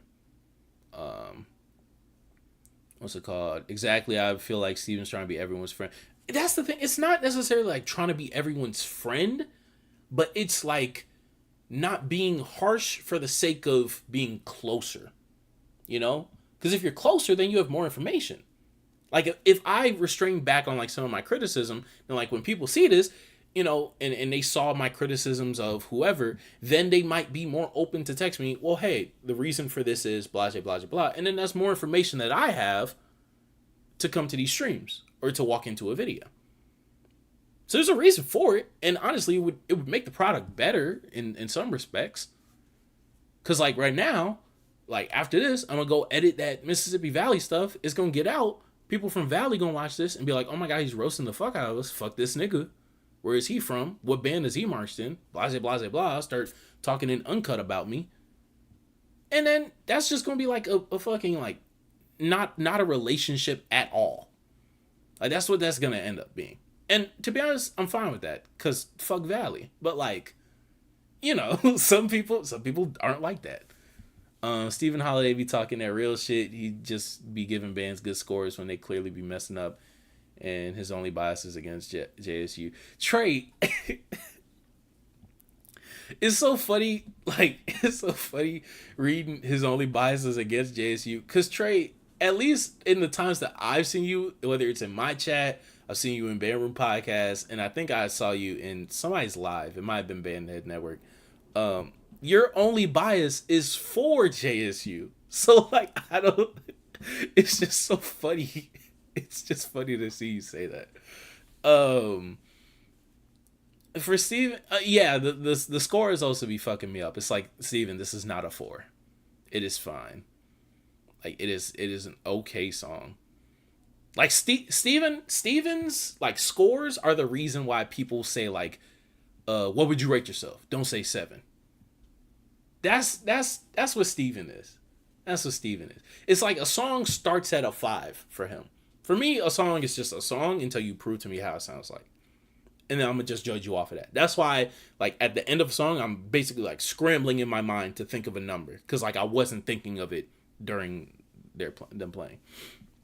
I'll be on all the band channels. I don't miss nothing at all. I'll be on every channel. I respect it. Because that's how you get more opinions and, you know, see what the culture feeling, to be honest with you. Let's see what they feel. You go first because you see like you're a little apprehensive. What is this emoji? I wonder what this emoji was. All right. Possible 10. Okay. I ain't even counting yet. I'm just counting it down. And y'all can make yourself big screen during this, by the way. Like y'all can do that. I don't want to start critiquing content. All right. So, first of all, shout out to both bands. They did amazing. Like I said, I feel like it was a tighter battle. Via this video than in person from where I was standing at. Yeah, but I feel like Texas Southern caught no slipping still, man. I ain't gonna lie. Jackson State got 6, which is amazing. That's amazing. And Texas Southern got 8. 6 to 8 with the highest score that you can get as a 10 out of 5 rounds. I think KB is the biggest because he keeps it real. He's my favorite, and his reactions be organic. That's fair. It's definitely fair. And one thing else, he keeps it real. Like, he does. He's very genuine and organic. They got the same score as you. Essentially, yeah. I think mine was like a 8.5 to 6.5. And then, like, my grading scale is a little bit different. But, yeah, it's about the same. It's so funny because before I went on stream, I was trying to remember because, like, I edited that video while watching the Band Room Podcast. And, like, I was trying to get it done to get it out overnight because I knew it was going to bang. I had forgotten. I'm like, did I edit my final score? Because I copy, the way I edit is, like, especially because, you know, a lot of the band stuff is, like, repetitive. I'll copy, like, the format from another video onto that file or onto that, like, editing timeline. And I was like, damn, did I change it? Maybe I didn't change it. Oh my God. But no one was complaining about it. So I'm like, I must have changed it. I don't know. because I hate rewatching my videos, so I'm gonna refrain from doing that. But they had a similar score to me, or at least Brandon did. That's what I got. All right. I got Jackson State 8. Yeah. Texas Southern 9. I don't think Texas Southern was that close to perfect. I don't think they were that close to perfect, in my opinion. Because 2 is a perfect score, so like that means that there was only one round where they didn't get a perfect score. Yeah, no, I disagree with that, but yeah, the overall sentiment, yeah, we agree. So okay, that's 2, unless we want to count the Rogers Bros as one entity, right? That's 2 for Jackson. Kev, does he be doing this stuff at the end? Oh, I did see that he zoomed into Cash. Shout out to Cash, man, going viral a little bit. Damn, bro. I ain't gonna lie, bro. Shout out to the motherfucking Ocean of Soul, bro. The GTA effect. Like, bro, sheesh, like, I heard it, y'all heard it, we all heard it. You know what I'm saying? That shit was crazy. I know you're talking about the last song, but he got him winning the whole thing. Shout out to both organizations for the hard work, and definitely shout out again to y'all for the entertainment y'all bring us every week. Man, bro, that was a great ass fifth. I ain't gonna lie. Probably the best fifth I've seen this semester so far. No cap. No cap. I off the dome, I can go ahead and put that as number 1 real shit, because you really didn't know which way it was gonna go for real at one point. Like that round when Texas Southern played that Beyonce and Jackson played that other shit. Hey, that shit could have went either way. No, it couldn't have. No, it couldn't have. No, it couldn't have. He said TSU won because the last round. Okay, that's fair. That's fair. Yeah, because he be giving out rounds. He don't do scores. He gives out rounds. Everyone just happy to see TSU finally be in the band. So I get why everyone's. That's the thing that I don't get. Like, Trey, I get you. I get it. You know, like I am working on a video. I'm like knee deep into a video, basically just like crowning Jackson as like the program of this generation. Mind you, I marched at TSU. I was a part of the first class that Simmons specifically recruited at TSU. So if there's a regime that I were to champion, you would think it would be TSU. It is not, because I'm not delusional. And that's not to say that the program here at TSU is not amazing, but it is not head and shoulders above everyone else and not setting a new standard for different bands and like creating a new era. That is Jackson. And that's why that first video is going to be on them and their program. The second video will be on TSU's program. But TSU has been in these convos for like 3 years now. Like in 22, we were in these convos. Now, whether Southern fans or Jackson fans respected us in those convos, I don't know. I don't really care. We were in those convos. Whether people want to say it was because we were just a surprise or like, people were crowning us for just being the most improved, but not one of the best. You can say what you want. We were in those convos with a 120 piece. We were in those convos. Man, come on, TSU always sounded good. They just never could beat Southern and Jackson back then. Now they could beat anybody. Yeah, and that's what I'm saying. But like you say now, if now is 3 years, then like, then is it really like a new kid on the block factor anymore? If you still feel like it is, then say that. But like, I'm just saying it's been 3 years now. Like if anything, the fatigue has set in. Probably like people are now looking for like the next big thing. I agree with Trey. I think JSU executed better, so believe they actually won. Fair. Oh shit, said chat disconnected. Are we good? Are we still live?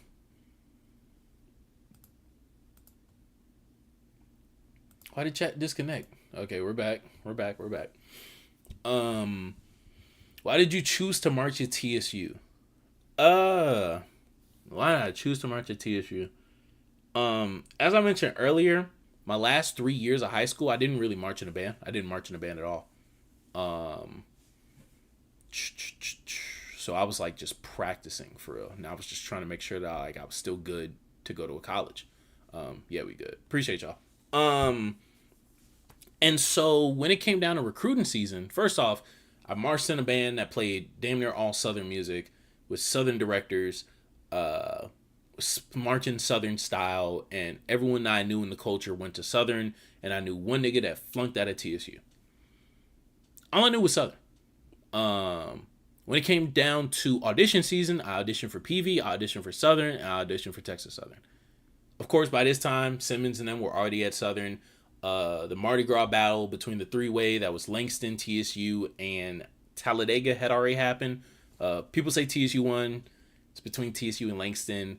Listening back to it, that Young Weezy is fucking horrible. Young Weezy is I hate that song so much.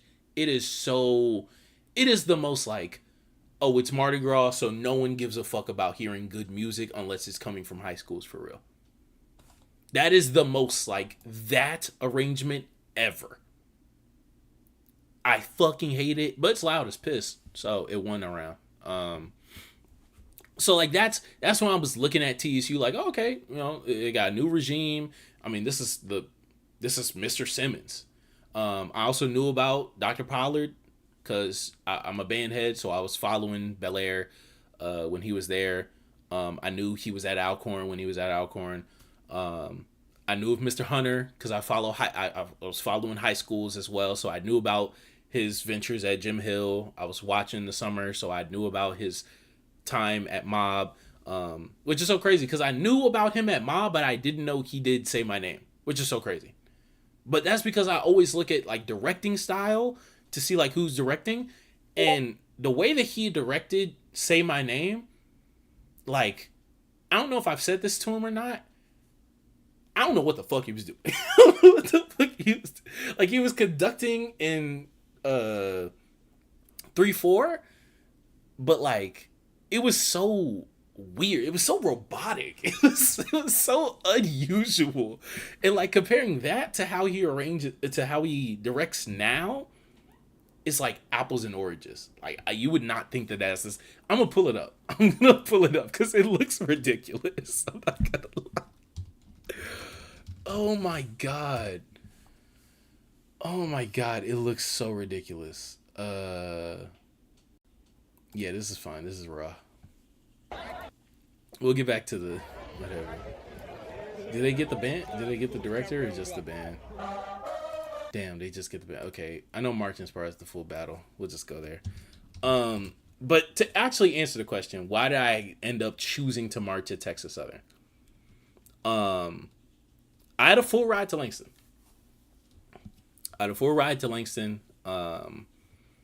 Academically, and then a spice on top with a band scholarship. Trey, I didn't get to your message. Fuck, why'd you delete? Damn. Must have some crazy typos. What's it called?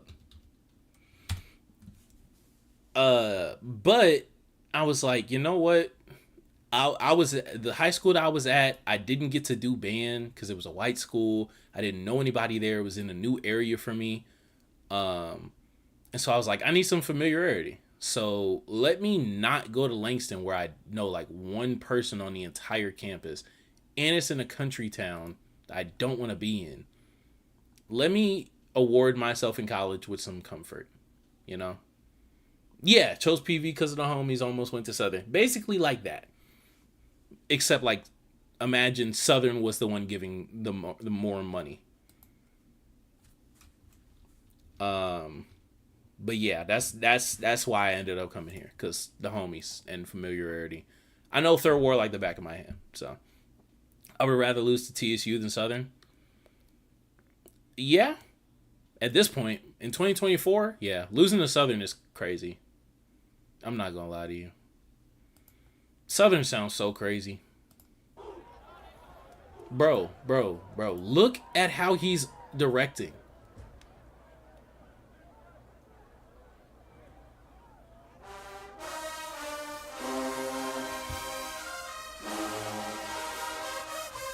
Why? Why is he conducting in like 2/4?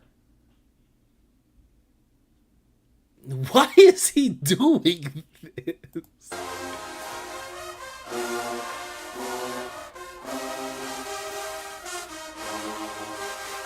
And like this is such a far cry from how he directs now, cause like, oh, it's right here. Oh, this is super zoomed in though. This gets the director. Like you can look, if y'all can see up close. I don't know how to enhance. I'm so sorry. I don't know how to enhance. Enhance. Nope. Enhance. Nope. Yeah, I don't know how to enhance. Like he is a very much downbeat guy. He is a structural downbeat guy.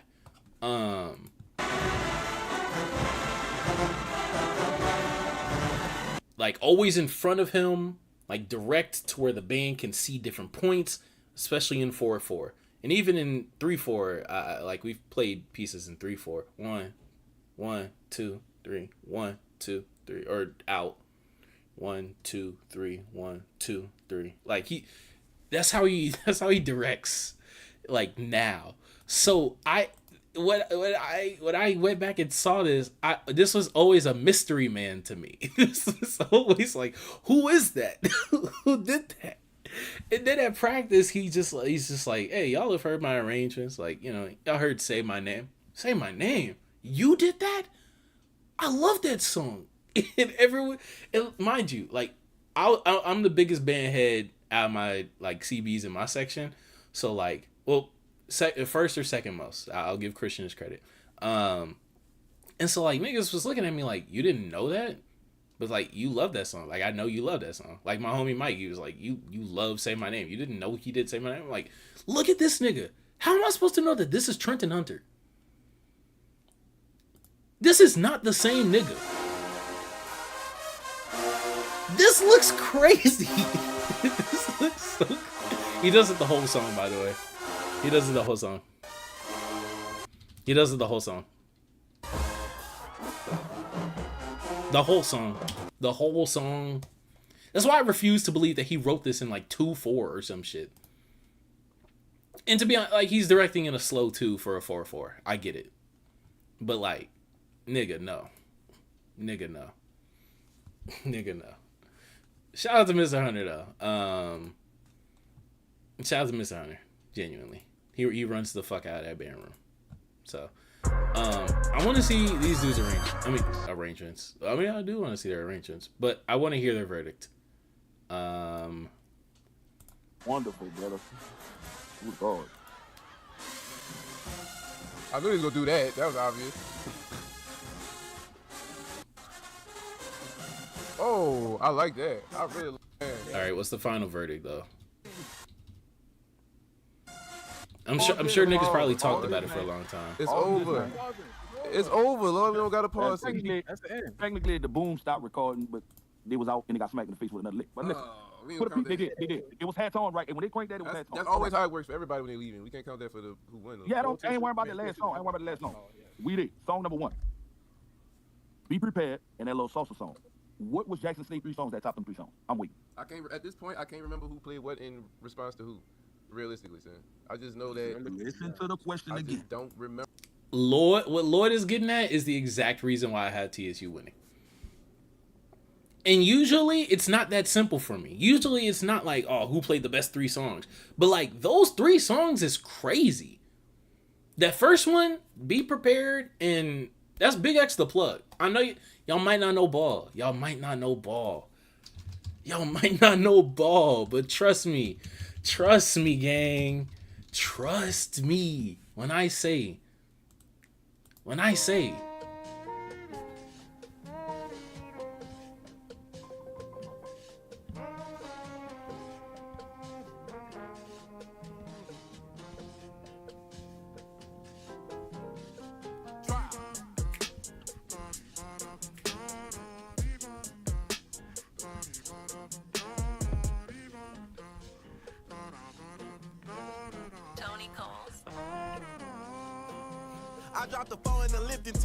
Oh my, bro.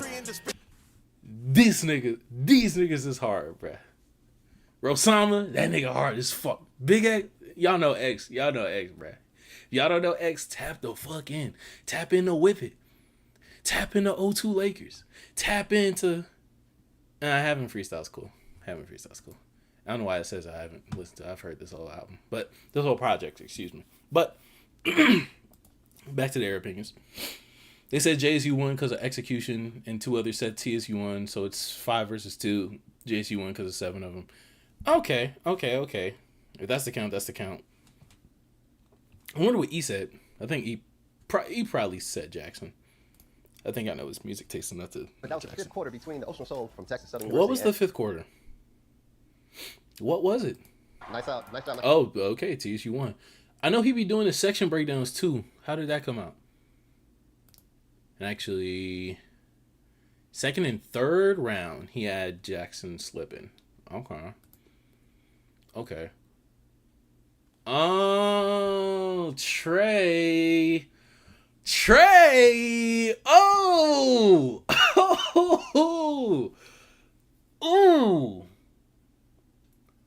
Ooh. Bro. That's gonna be. I'm gonna love trolling your ass, nigga. I'm not gonna lie. It's gonna be hilarious. Oh my god. You stayed the whole lot. Yeah, no, I dipped after to work on the video. Or to upload the video, I guess. So when I upload a video, I tap out. I go sit down, I detach from the internet. I just gotta sit down. Shout out to Steven. He had TSU winning very, very slightly. Very, very slightly. And for him, it actually wasn't decided in the rounds that I think it was decided. I think it was decided round 5 especially. And I do think round 3 or 2, like the trumpets like really let me down on something like that. But yeah, no, I find this to be more interesting. Things like everybody was pretty neck and neck throughout. I will say TSU making the hard decision to make an entire 2 songs, I believe, with like pretty solid and noticeable woodwind features is a decision that I believe to be based in criticism or like adjustment to criticism. And I'm glad that they made it. I'm glad that was the decision made to incorporate woodwinds more in ballads. Because that's necessary. That's necessary voicing that adds some color, that adds some flavor. And the parts sounded really good. Really good. And I more so agree with this. I think that TSU... Oh, no. JSU B-Tones was fucking booming. I'm not gonna lie. He tripping TSU Bones was it. Yeah, no, I disagree with, like, the specifics of this. Like, TSU Bones was nowhere near...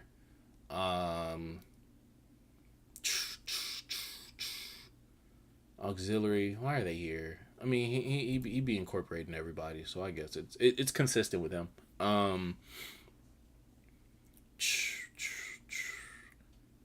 I low-key think both trumpets were just a little bit worse, probably like a 7 or 8. I think Jackson's mellows are like a 6. I think TSU's are like a 8. Probably a 9, actually. TSU's are probably a 9. Woodwinds is woodwinds.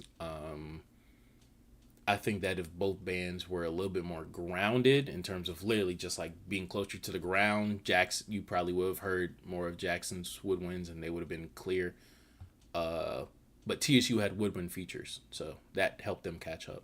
Yeah, JSU Bones is out of park. Especially compared to TSU. Like, OE, I'm sorry. Like, I love y'all. Joseph Bet, you know I fuck with you. Should have been section leader, nigga. But, yeah, no, y'all niggas ain't hitting like that. I'm sorry. Sousa's, that's about right.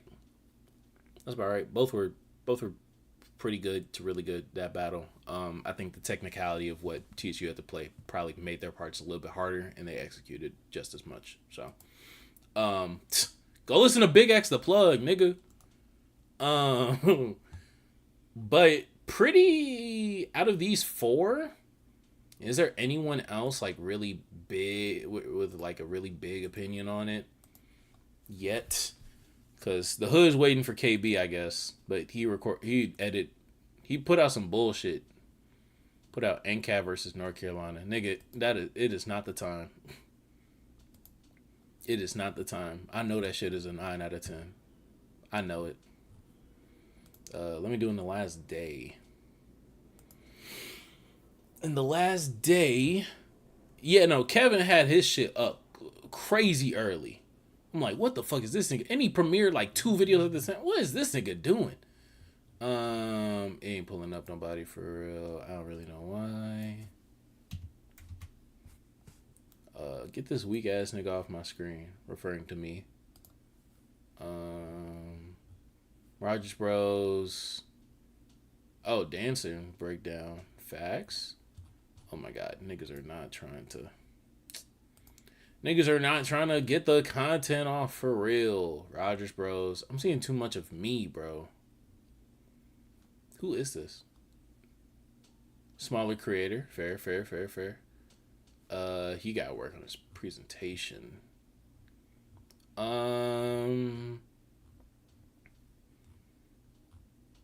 Oh, has Watts done anything this school year? Oh, he has. Okay, he's been back on his bullshit. That's good. Shout out Watts. I fuck with Watts heavy. I fuck with Watts, like, really heavy. He knows his shit for real. You're avoiding that PV versus Gremlin battle like the plague. Yes, sir. I am not subjecting you niggas to the... I already did y'all dirty with Valley. Actually, yeah, we're gonna get to NCAT versus North Carolina next. And that'll be the last thing that we do here. But out of 4 people that we listened to, and including myself, actually, I'll include myself just to round it out at 5. 4 out of 5 got TSU winning. Now that's not the end all be all, and I doubt that speaks for the culture too. But that does cover like a pretty wide range of like opinions. Like, I'm a young nigga currently in college. I guess if you want to just to cover bases, I guess TSU affiliated. Bandroom niggas, they're mostly Southern affiliated. But like basically like all-star band niggas at this point in time. Kev, that's a Southern nigga. Also all-star band affiliated, but like kind of, he been out of band, I think, for a couple years. I think his last year was like, 21, 22 or whatever. Rogers Bros, old niggas. Not like super old niggas, but like, 2010s type, early 2010s. Steven, old nigga. Think he was marching like 05. Old nigga. And he likes the clean shit. His grading and his personality is definitely more catered to like not even like SWAC niggas. And like that's a pretty diverse range of niggas. PV and Graham trash and tired of them bands. You might as well watch it. We're gonna get to another battle. That I think will be better, and now actually be like a truly raw reaction. Like, I haven't seen this at all. Not NCAT. Norfolk versus North Carolina. So that'll be a Norfolk update. Norfolk's a top 3 band to me, so that'll be a good update for them. Cause like, to be honest, even if we do watch Graham and PV, like none of them niggas are like really moving nothing or nobody, to be honest. Like, even if they're bad, if they're good, it doesn't matter. It doesn't really matter to anybody. Roger Bros is SU. That's their favorite band. They already said that when they first came up. Well, it's only one of them now. Like Brandon, that's his favorite band. But Trav, he a TSU nigga. He a TSU nigga, and he actually had the closer score out of the two. So I think that's a pretty wide range of like bandsmen, or just like opinions at the very least. So at least I guess y'all could, I guess for lack of a better term, niggas could say the establishment. the reviewer's score, the reviewer's pick is Texas Southern for that battle. Now for this one, Let's see. Norfolk versus North Carolina, Circle City Classic. I'm curious. Okay, Smash Time was in the middle for both. Cool, because I seen Smash Time is in the building. I seen that somebody else. I didn't watch it, but I saw some people complaining that, like, you know, someone was too close to one of the bands. Let's see what they talking about though. Let's see what this battle is hitting on. This is such an interesting tuba formation.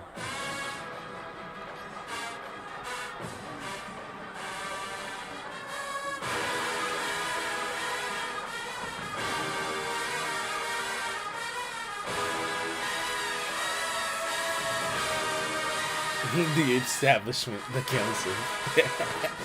Putting myself in there is so like crazy too. Who the fuck am I? Self-crown.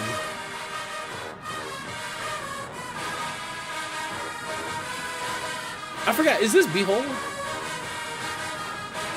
Is this like their theme song? I'm trying to remember. I kind of forgot what it sounded like because I skip it so much.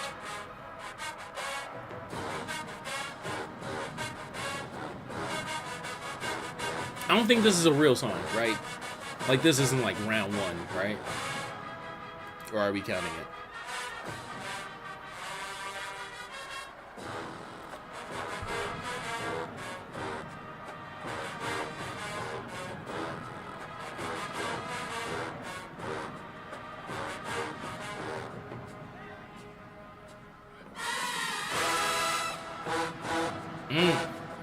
They just so clean, bro.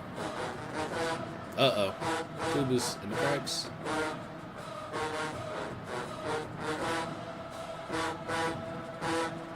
They're so clean. Like, they have such a precise, sharp sound. Oh my god. Oh my god.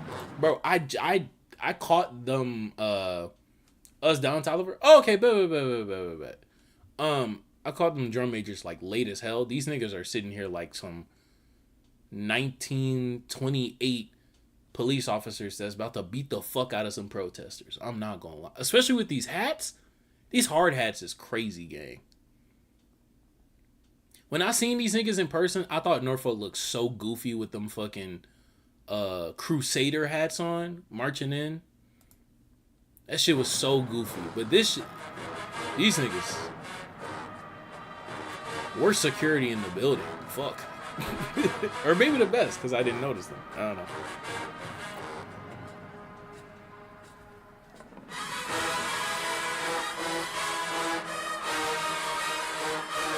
Oh, that's not they drum majors? Who is that?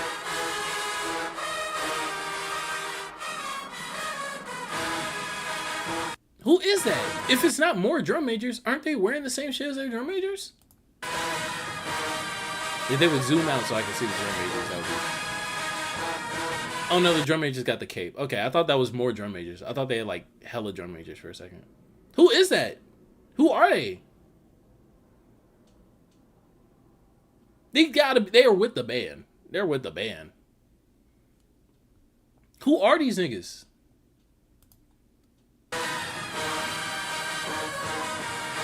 Flag people.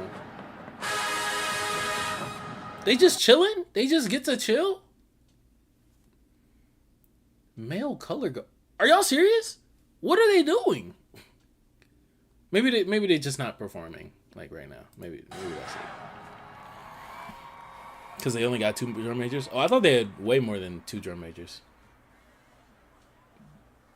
Even if that's not them, I just thought they had way more.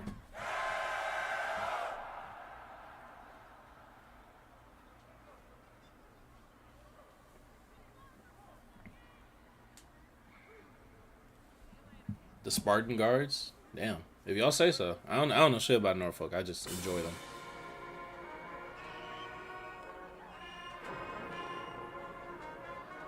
Sosa.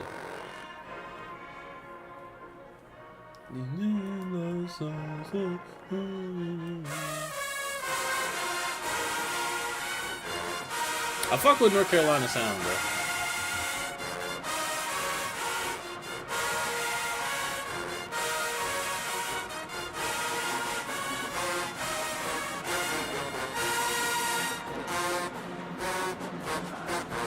I'm gonna just do this round by round. I'm not gonna do grades for this. Call me lazy. I am.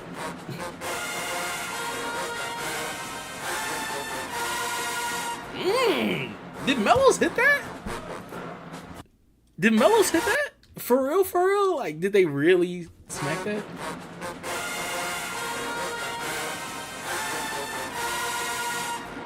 Some of them hit that in one breath, too. Them last two? I skipped North Carolina first time. Nah, that's it.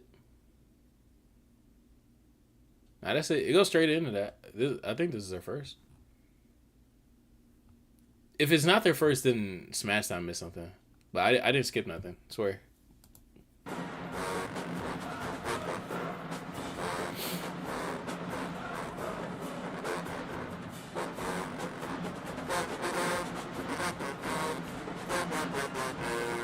And Tuba's a solid game.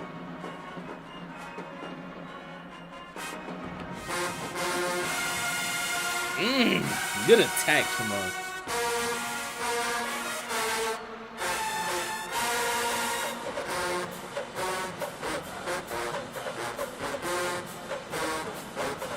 I think I didn't.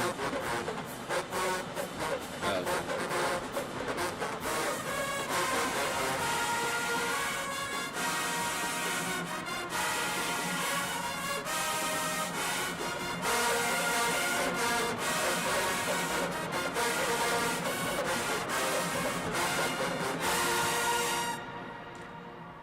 North Carolina sound good, yeah. I'm not gonna lie. If Norfolk wins that, it's not by much. It's not by much. I'm gonna give the first round a tie. What do y'all think about that? What do y'all think about that round? What do y'all think about that round? Genuinely. Like, genuinely. What do y'all think about that round?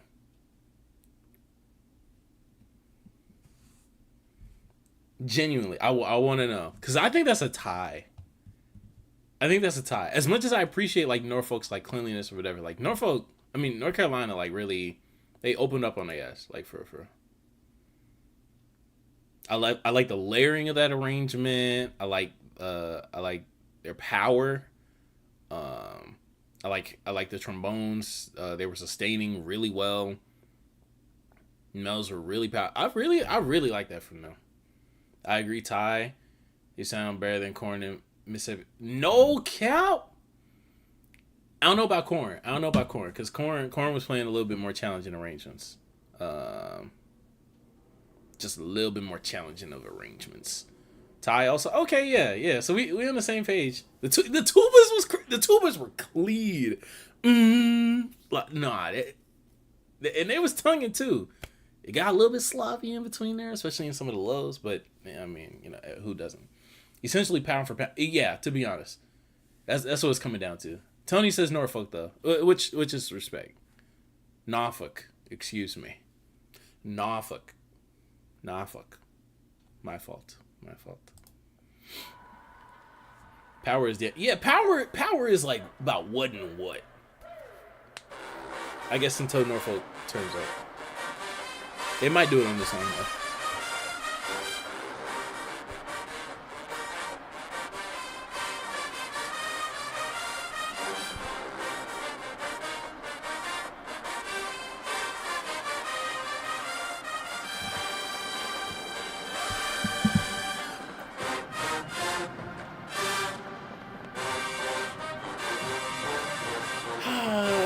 That's what I hate about this arrangement from them, man. It's like they get the power in the intro and then like they just kind of settle into this.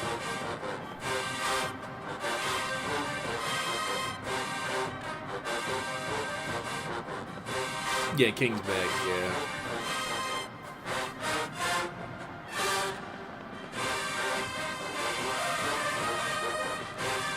They've also been playing this for like 3 battles now, so we gotta start taxing.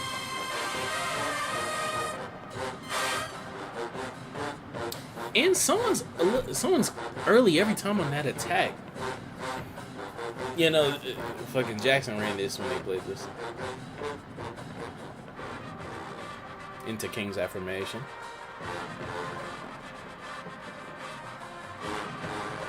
Yeah, I like the mix. I like the Kings mix for sure.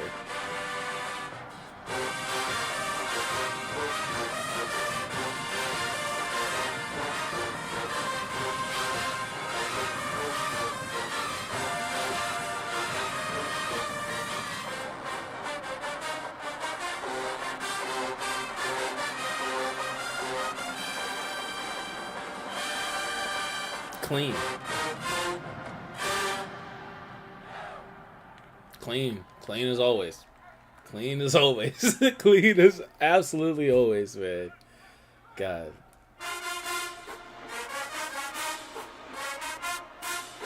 North Carolina, just do what you do, man. Bring the energy.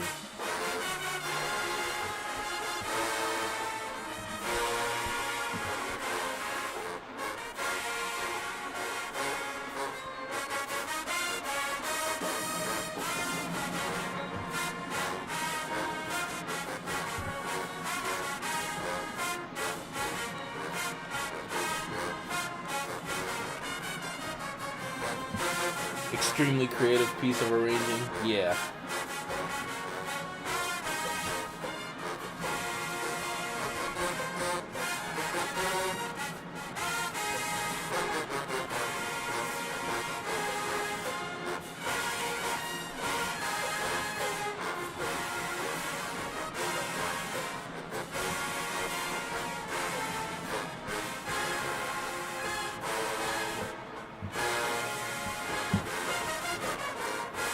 Good voicing.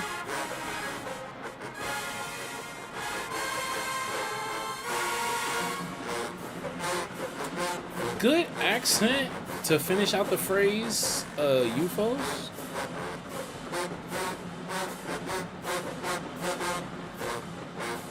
This arrangement, like, I like what they're doing, but this is definitely like a small band arrangement. And they're not even that small. They're not that small, so let me not even say that. They're low-key bigger than Dago. They're bigger than Teleday, I think.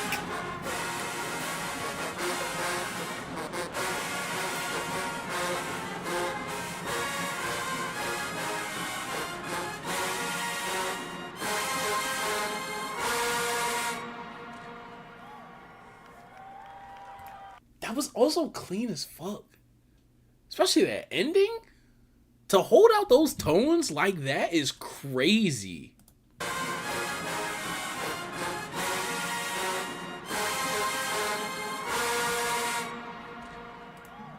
And they had the PV last note. Like,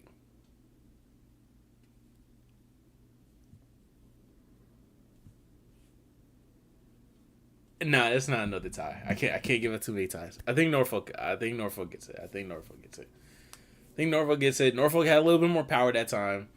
I think Norfolk gets it. Yo, that North Carolina going crazy right now though. Norfolk, no cap, y'all don't play nothing new in a second. Y'all losing the next round. I swear.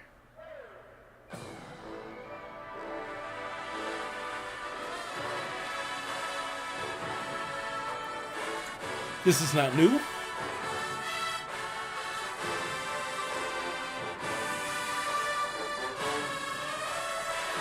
I think they played this versus who they played like last week? Tennessee, 2 weeks ago, Tennessee State, right?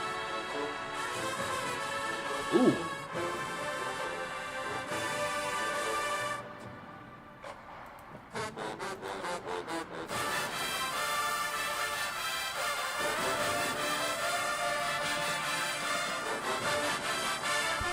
Yeah, let me know who y'all got for that last round. Let me know who you got for that last round. Saying you got Norfolk. Palm Beach.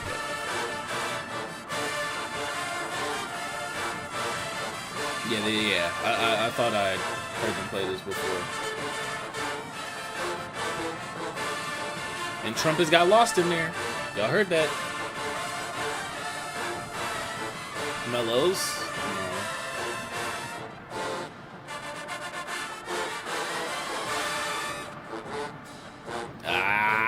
Trumpets. Trumpets. Ooh. And for this not to be a repeat either, I mean, for this to be a repeat,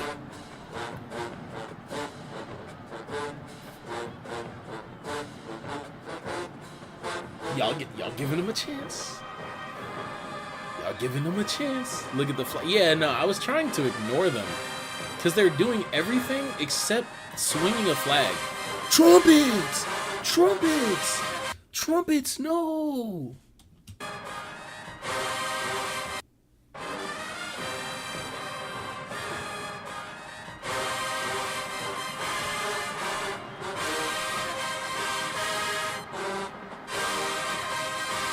No!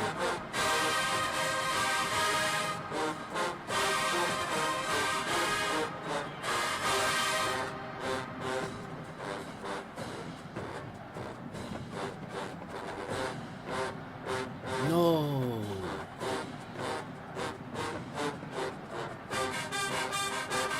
No! They're still going, by the way. They're still going.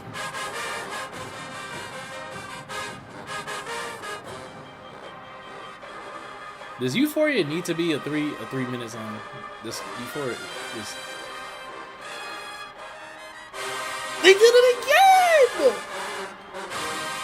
No! Bro, what are the flag guys doing? What are they doing?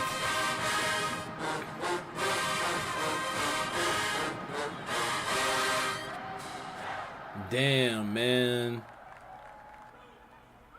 Take it, North Carolina. Ooh, okay. Actually, we might have heard this from North Carolina before as well.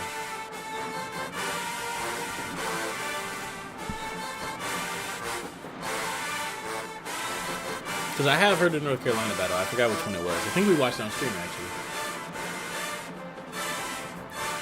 Fee, fee, fee, fee, fee, fee, fee. They chillin'. Y'all stupid, bro.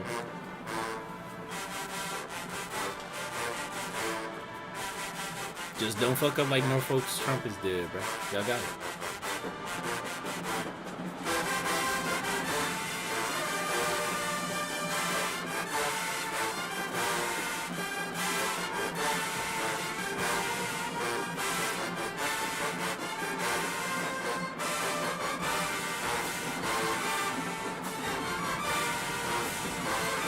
Let me hear either the youthful harmony or counter harmony. Let me hear it.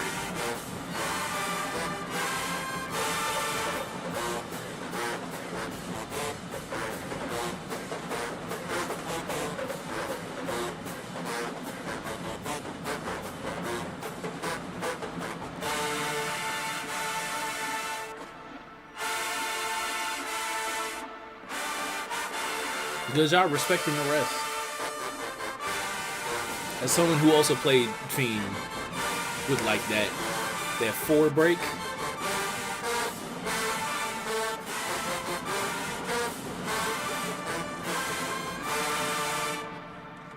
Long ass last note. Shout out, man. North Carolina got it. Hold on. Yeah. Now y'all setting yourself up for some trouble. Y'all won the round. We'll see if it stays in place though.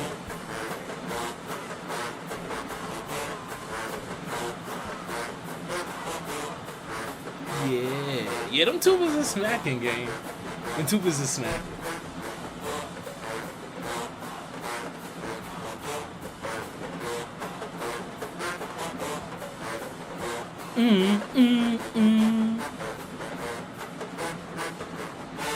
I hate B naturals on a fucking system, bro.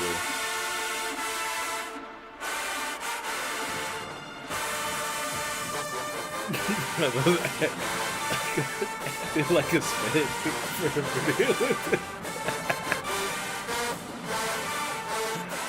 Oh my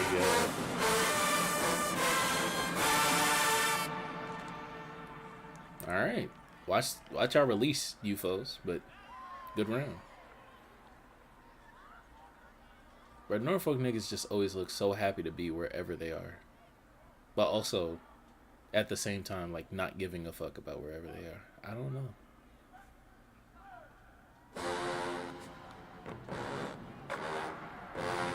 Play some new music, nigga.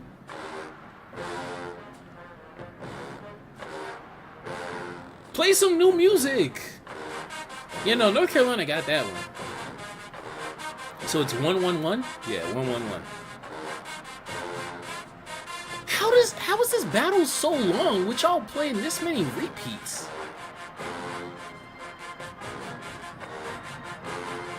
What the fuck were y'all playing?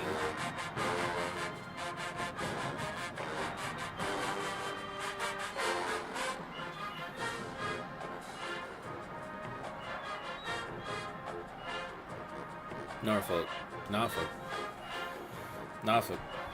Dirty Diana.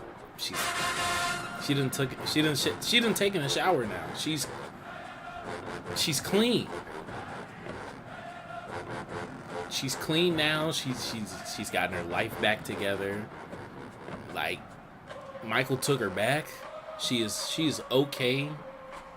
You know, her and Annie are friends now. They get along. They met each other. Like, you can stop this. It's okay. I promise you. They love Dirty Diana. I swear they must.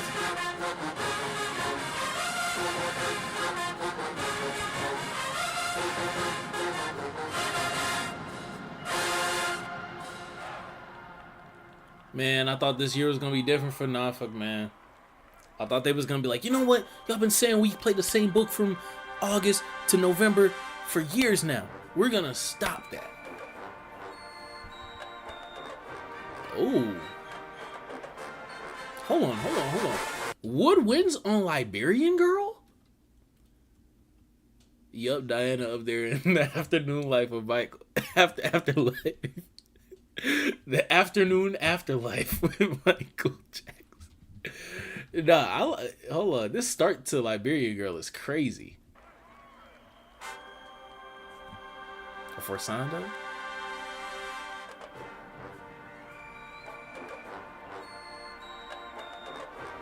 With some Quint fills.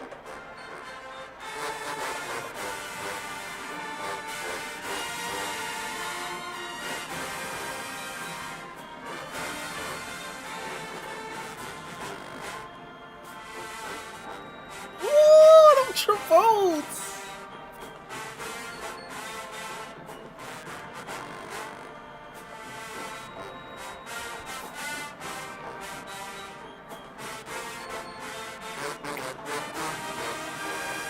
That tuba bass line gives a new life to this song, bro. It's like in the movies.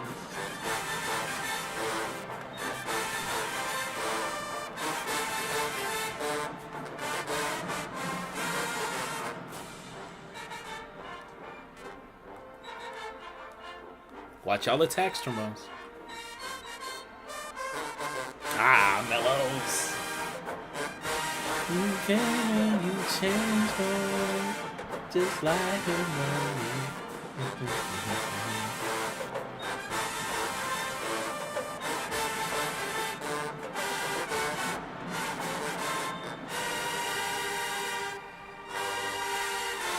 Ah, don't lose energy.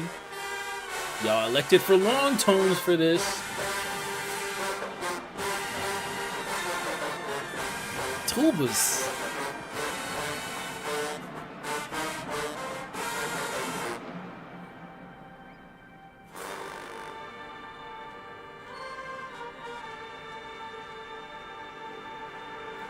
There is a lot of good and bold ideas in this arrangement. There are a lot of good, great, and bold ideas in this arrangement. Liberian Girl has been played for years. And everyone sat down in a room and talked it out and was like, you know what, TSU is the best version of this. No one's ever going to beat them. Thank you. Have a good night. And no one ever played it again until this. tell this. And this has a lot of great ideas. I like that they didn't just do what everyone else has done and like what's it called? The dynamic switches. Everyone gets soft at like da da da da da. You came and you changed my world just like in the movies. Da da da da da. Da, da, da, da, da. Everyone gets quiet at that. They elected not to. They had some great counter melodies. That tuba bass line, it kept with the vibe in like the beginning of the song with the oh oh oh oh oh, and it filled out that vibe that the opening of the song has. That like they gave it like a reggae feel for like more than half of the fucking song. I love that. I fucking love that. North Carolina wins, bro. Yeah, even with mistakes, I'm giving the nod to North Carolina. Like that was, I fuck with that heavy. Who's the band director in North Carolina? Somebody let me know. Who's the band director in North Carolina? Javon Alexander Wilson. Wow. He's been there for, this is his 3rd year. But he wasn't officially named director of bands until last year. Yeah, no. North Carolina. Yeah. Yeah.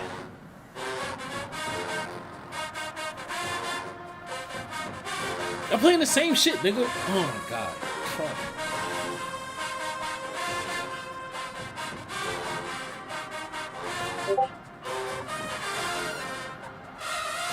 He's from Delaware State? Oh. Interesting. Was he the guy that just directed that? I don't want to, what's it called? Give false credit.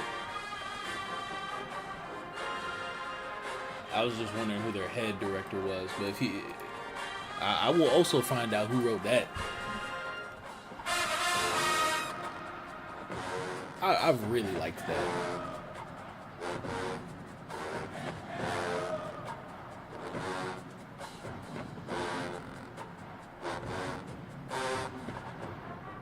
What's the point of being in a 8-9 round battle if you're just gonna play the same shit?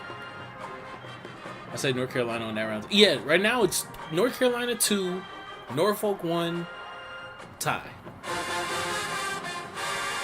I think for Tony, he is Norfolk winning 2 rounds, I believe.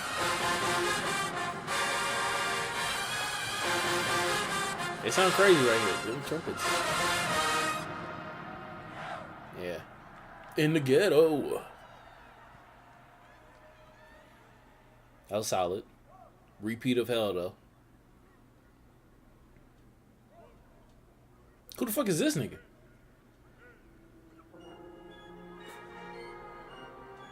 I wonder if the drum major wrote this, or if this is just like something that they just know like the back of their hand, so that's why they direct me. Oh, okay, this is when we. I forgot what this song's called, but yeah.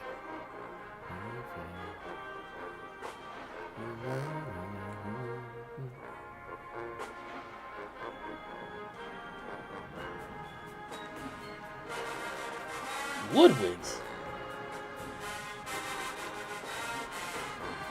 I love this feel. This oh my god. This good atmosphere.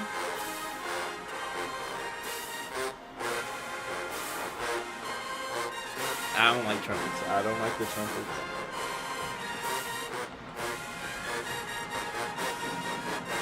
They should have gotten some support right there.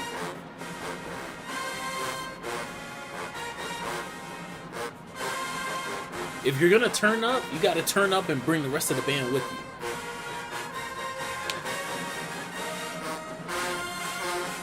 I think that pickup should have been like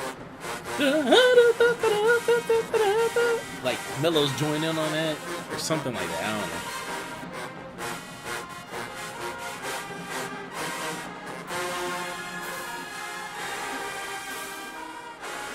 Come on, Mellows.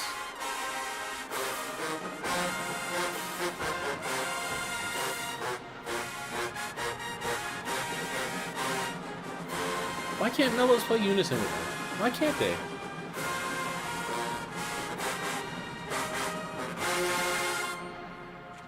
Damn, man. Damn, man. That song fell apart only because of, like, the voicing of it. And I think, like, the missing things to, like, give the trumpet support so it didn't sound ass when they were trying to carry the melody. And it sounds like the rest of the band couldn't hear them. But who wins? Bro, the first half of that North Carolina, they fucking nailed that shit. Like, the fucking feel, they get feel. They get atmosphere. They get creating an air and a backbone for the song to sit. They get it. They get it. I'm so saying, Norfolk is fucking fighting them niggas. More mature than Mississippi Valley's rendition. Have I heard Valley's? I don't really want to. Yeah, if I did, I'm glad I forgot it. Really glad I forgot it.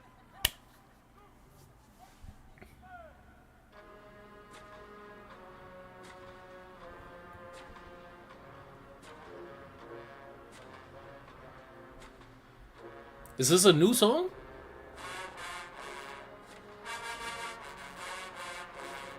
Actually, this sounds a little bit familiar.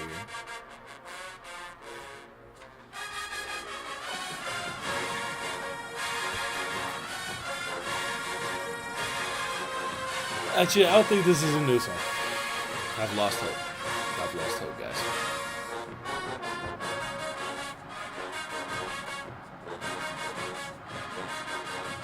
Oh, you're talking about In the Ghetto. My fault. I didn't know you were talking about In the Ghetto. I thought you were talking about what North Carolina just played. When we... Oh, shit. My fault, Tony. Yeah, we did hear... We heard In the Ghetto. Yeah. That bullshit. Fuck.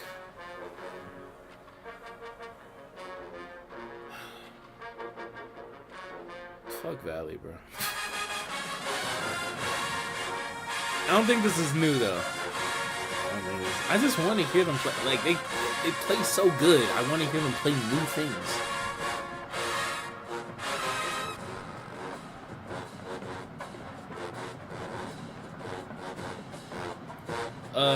Norfolk is what? Norfolk's MIAC, right?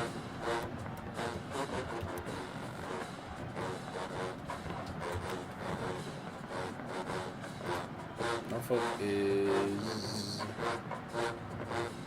Yeah, Norfolk's MIAC. If the MIAC ever collapses and Norfolk has to become SWAC,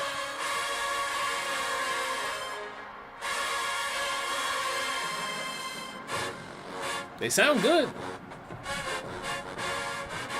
They sound good. But sounding good on some shit you've been playing for a month versus a band playing some new shit that sounds pretty good or pretty alright.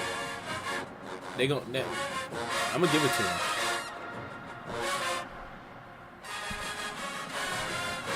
To be fair, I don't think I've heard North Carolina's last battle. So I could just be talking on my ass this whole time. They just sound really good. So I'll just keep it at that.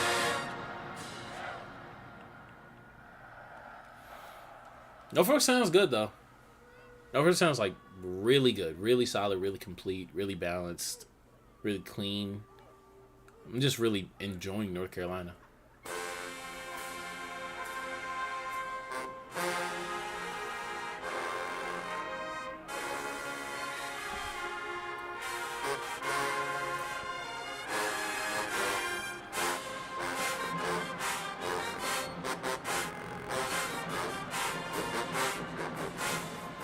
This song usually has a little bit more energy. A little bit more energy.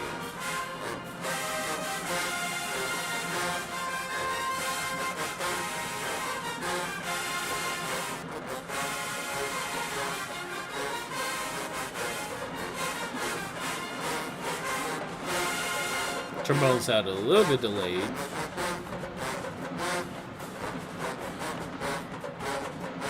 Tubas is still in there, though. Tubas is still in there.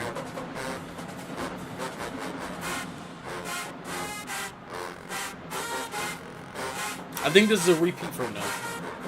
I remember hearing them play this.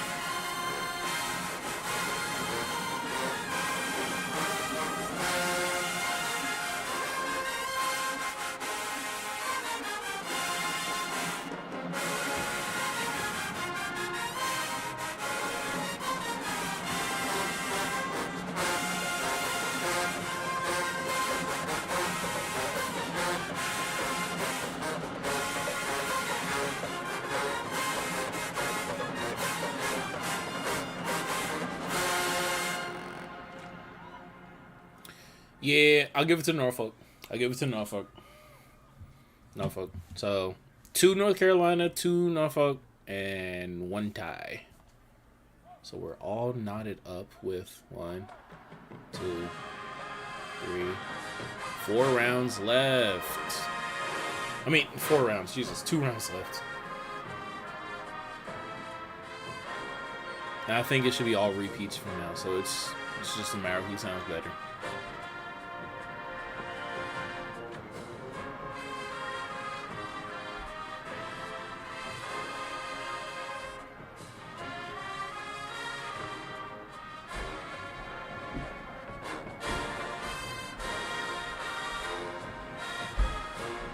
Damn.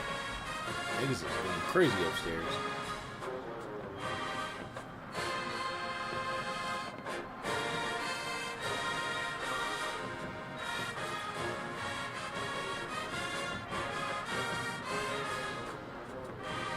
Good run, Tubas.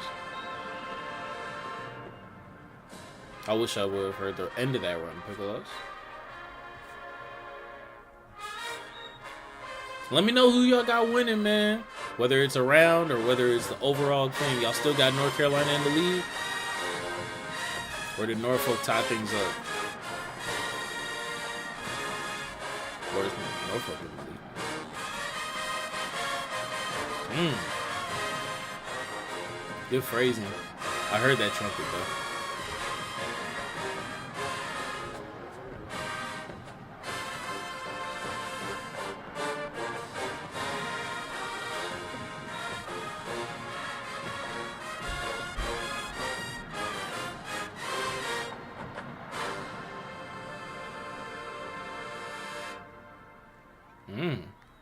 That was solid. That was solid. That was a groove. Nothing crazy. I don't recall hearing it before. I might be tripping though, but it stayed in the pocket. It sounded really cool, really clean. A little bit of fluff from trumpets though.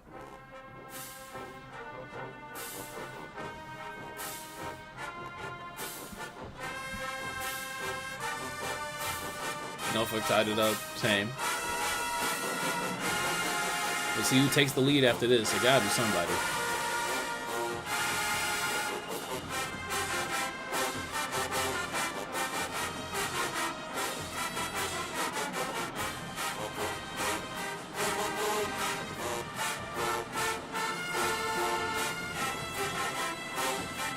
What is this?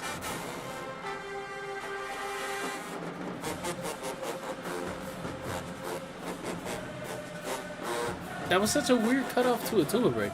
I'm so confused. I'm really confused.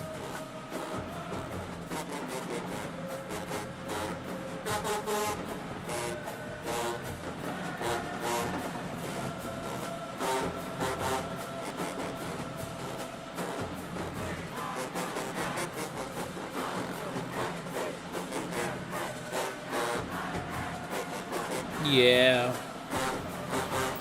I got a sneaky suspicion that they ran out of songs. I might be wrong. I just can't really... Yeah, intonation issues here, for sure.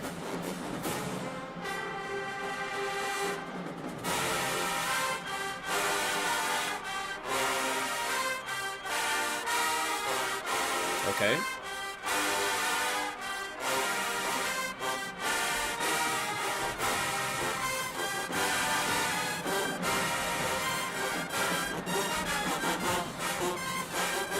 Yeah, if y'all gonna take it up an octave. Oh no. Oh no. Trump.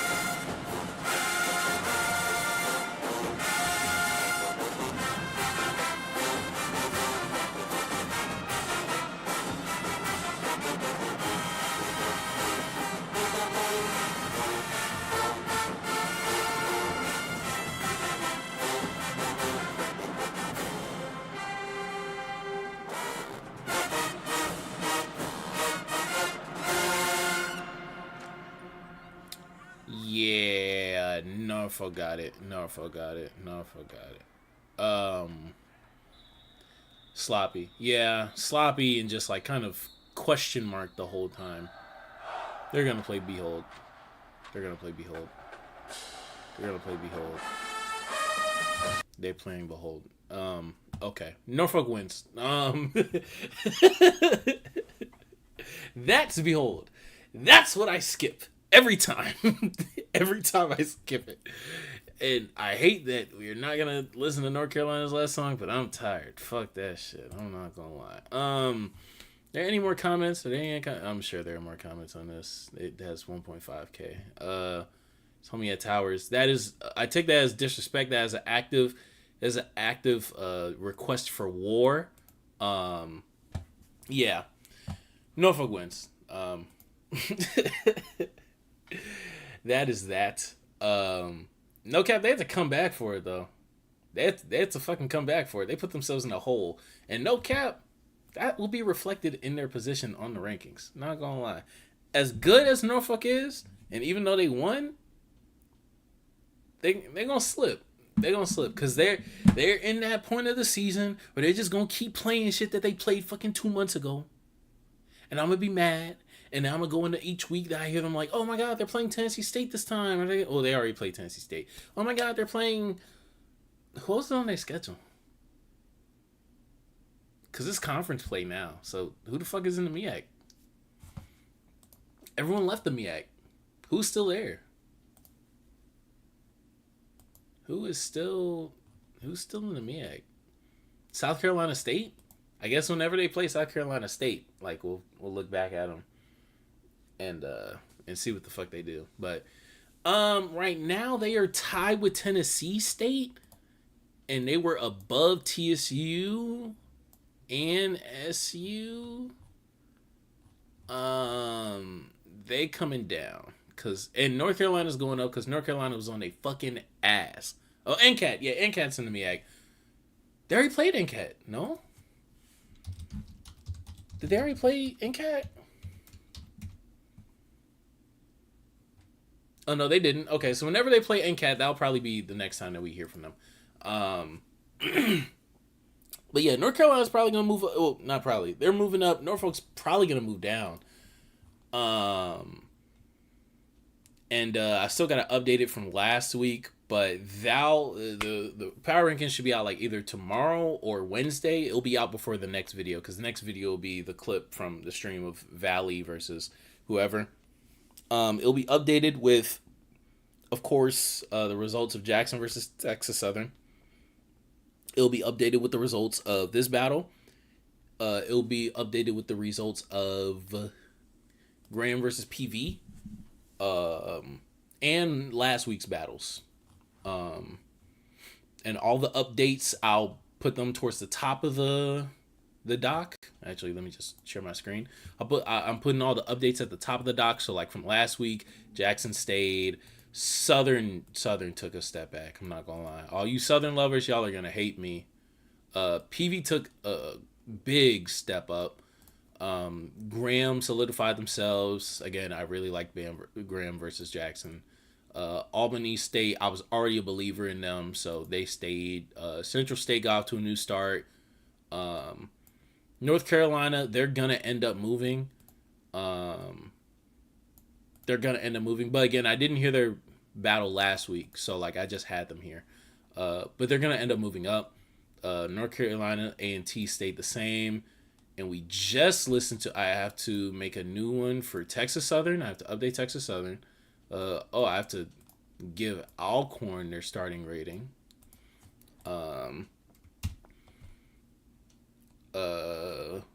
North Carolina. I mean Norfolk. Interesting enough, they weren't playing. Oh, they're not playing NCAT this year. Oh yeah, because NCAT did leave the MEAC. Yeah. Yeah, so who's on their schedule? I'm telling you, we might not see them niggas again. I'm telling y'all right now. We might not see them niggas again. We might not see them niggas again. Sacred Heart? Morgan State, Townsend, Howard? Morgan State, Delaware State. Okay, we'll see them the last game of the season. South Carolina. That's about right. Get your ass. Get your ass. So yeah, those will be the movers. Nothing from Fort Valley, nothing from Clark, nothing from K-State. I just might not end up ranking K-State this year because I can't find nothing from them. I know they were in Illinois last week because literally like my homeboy was there at the battle. Oh, is this it?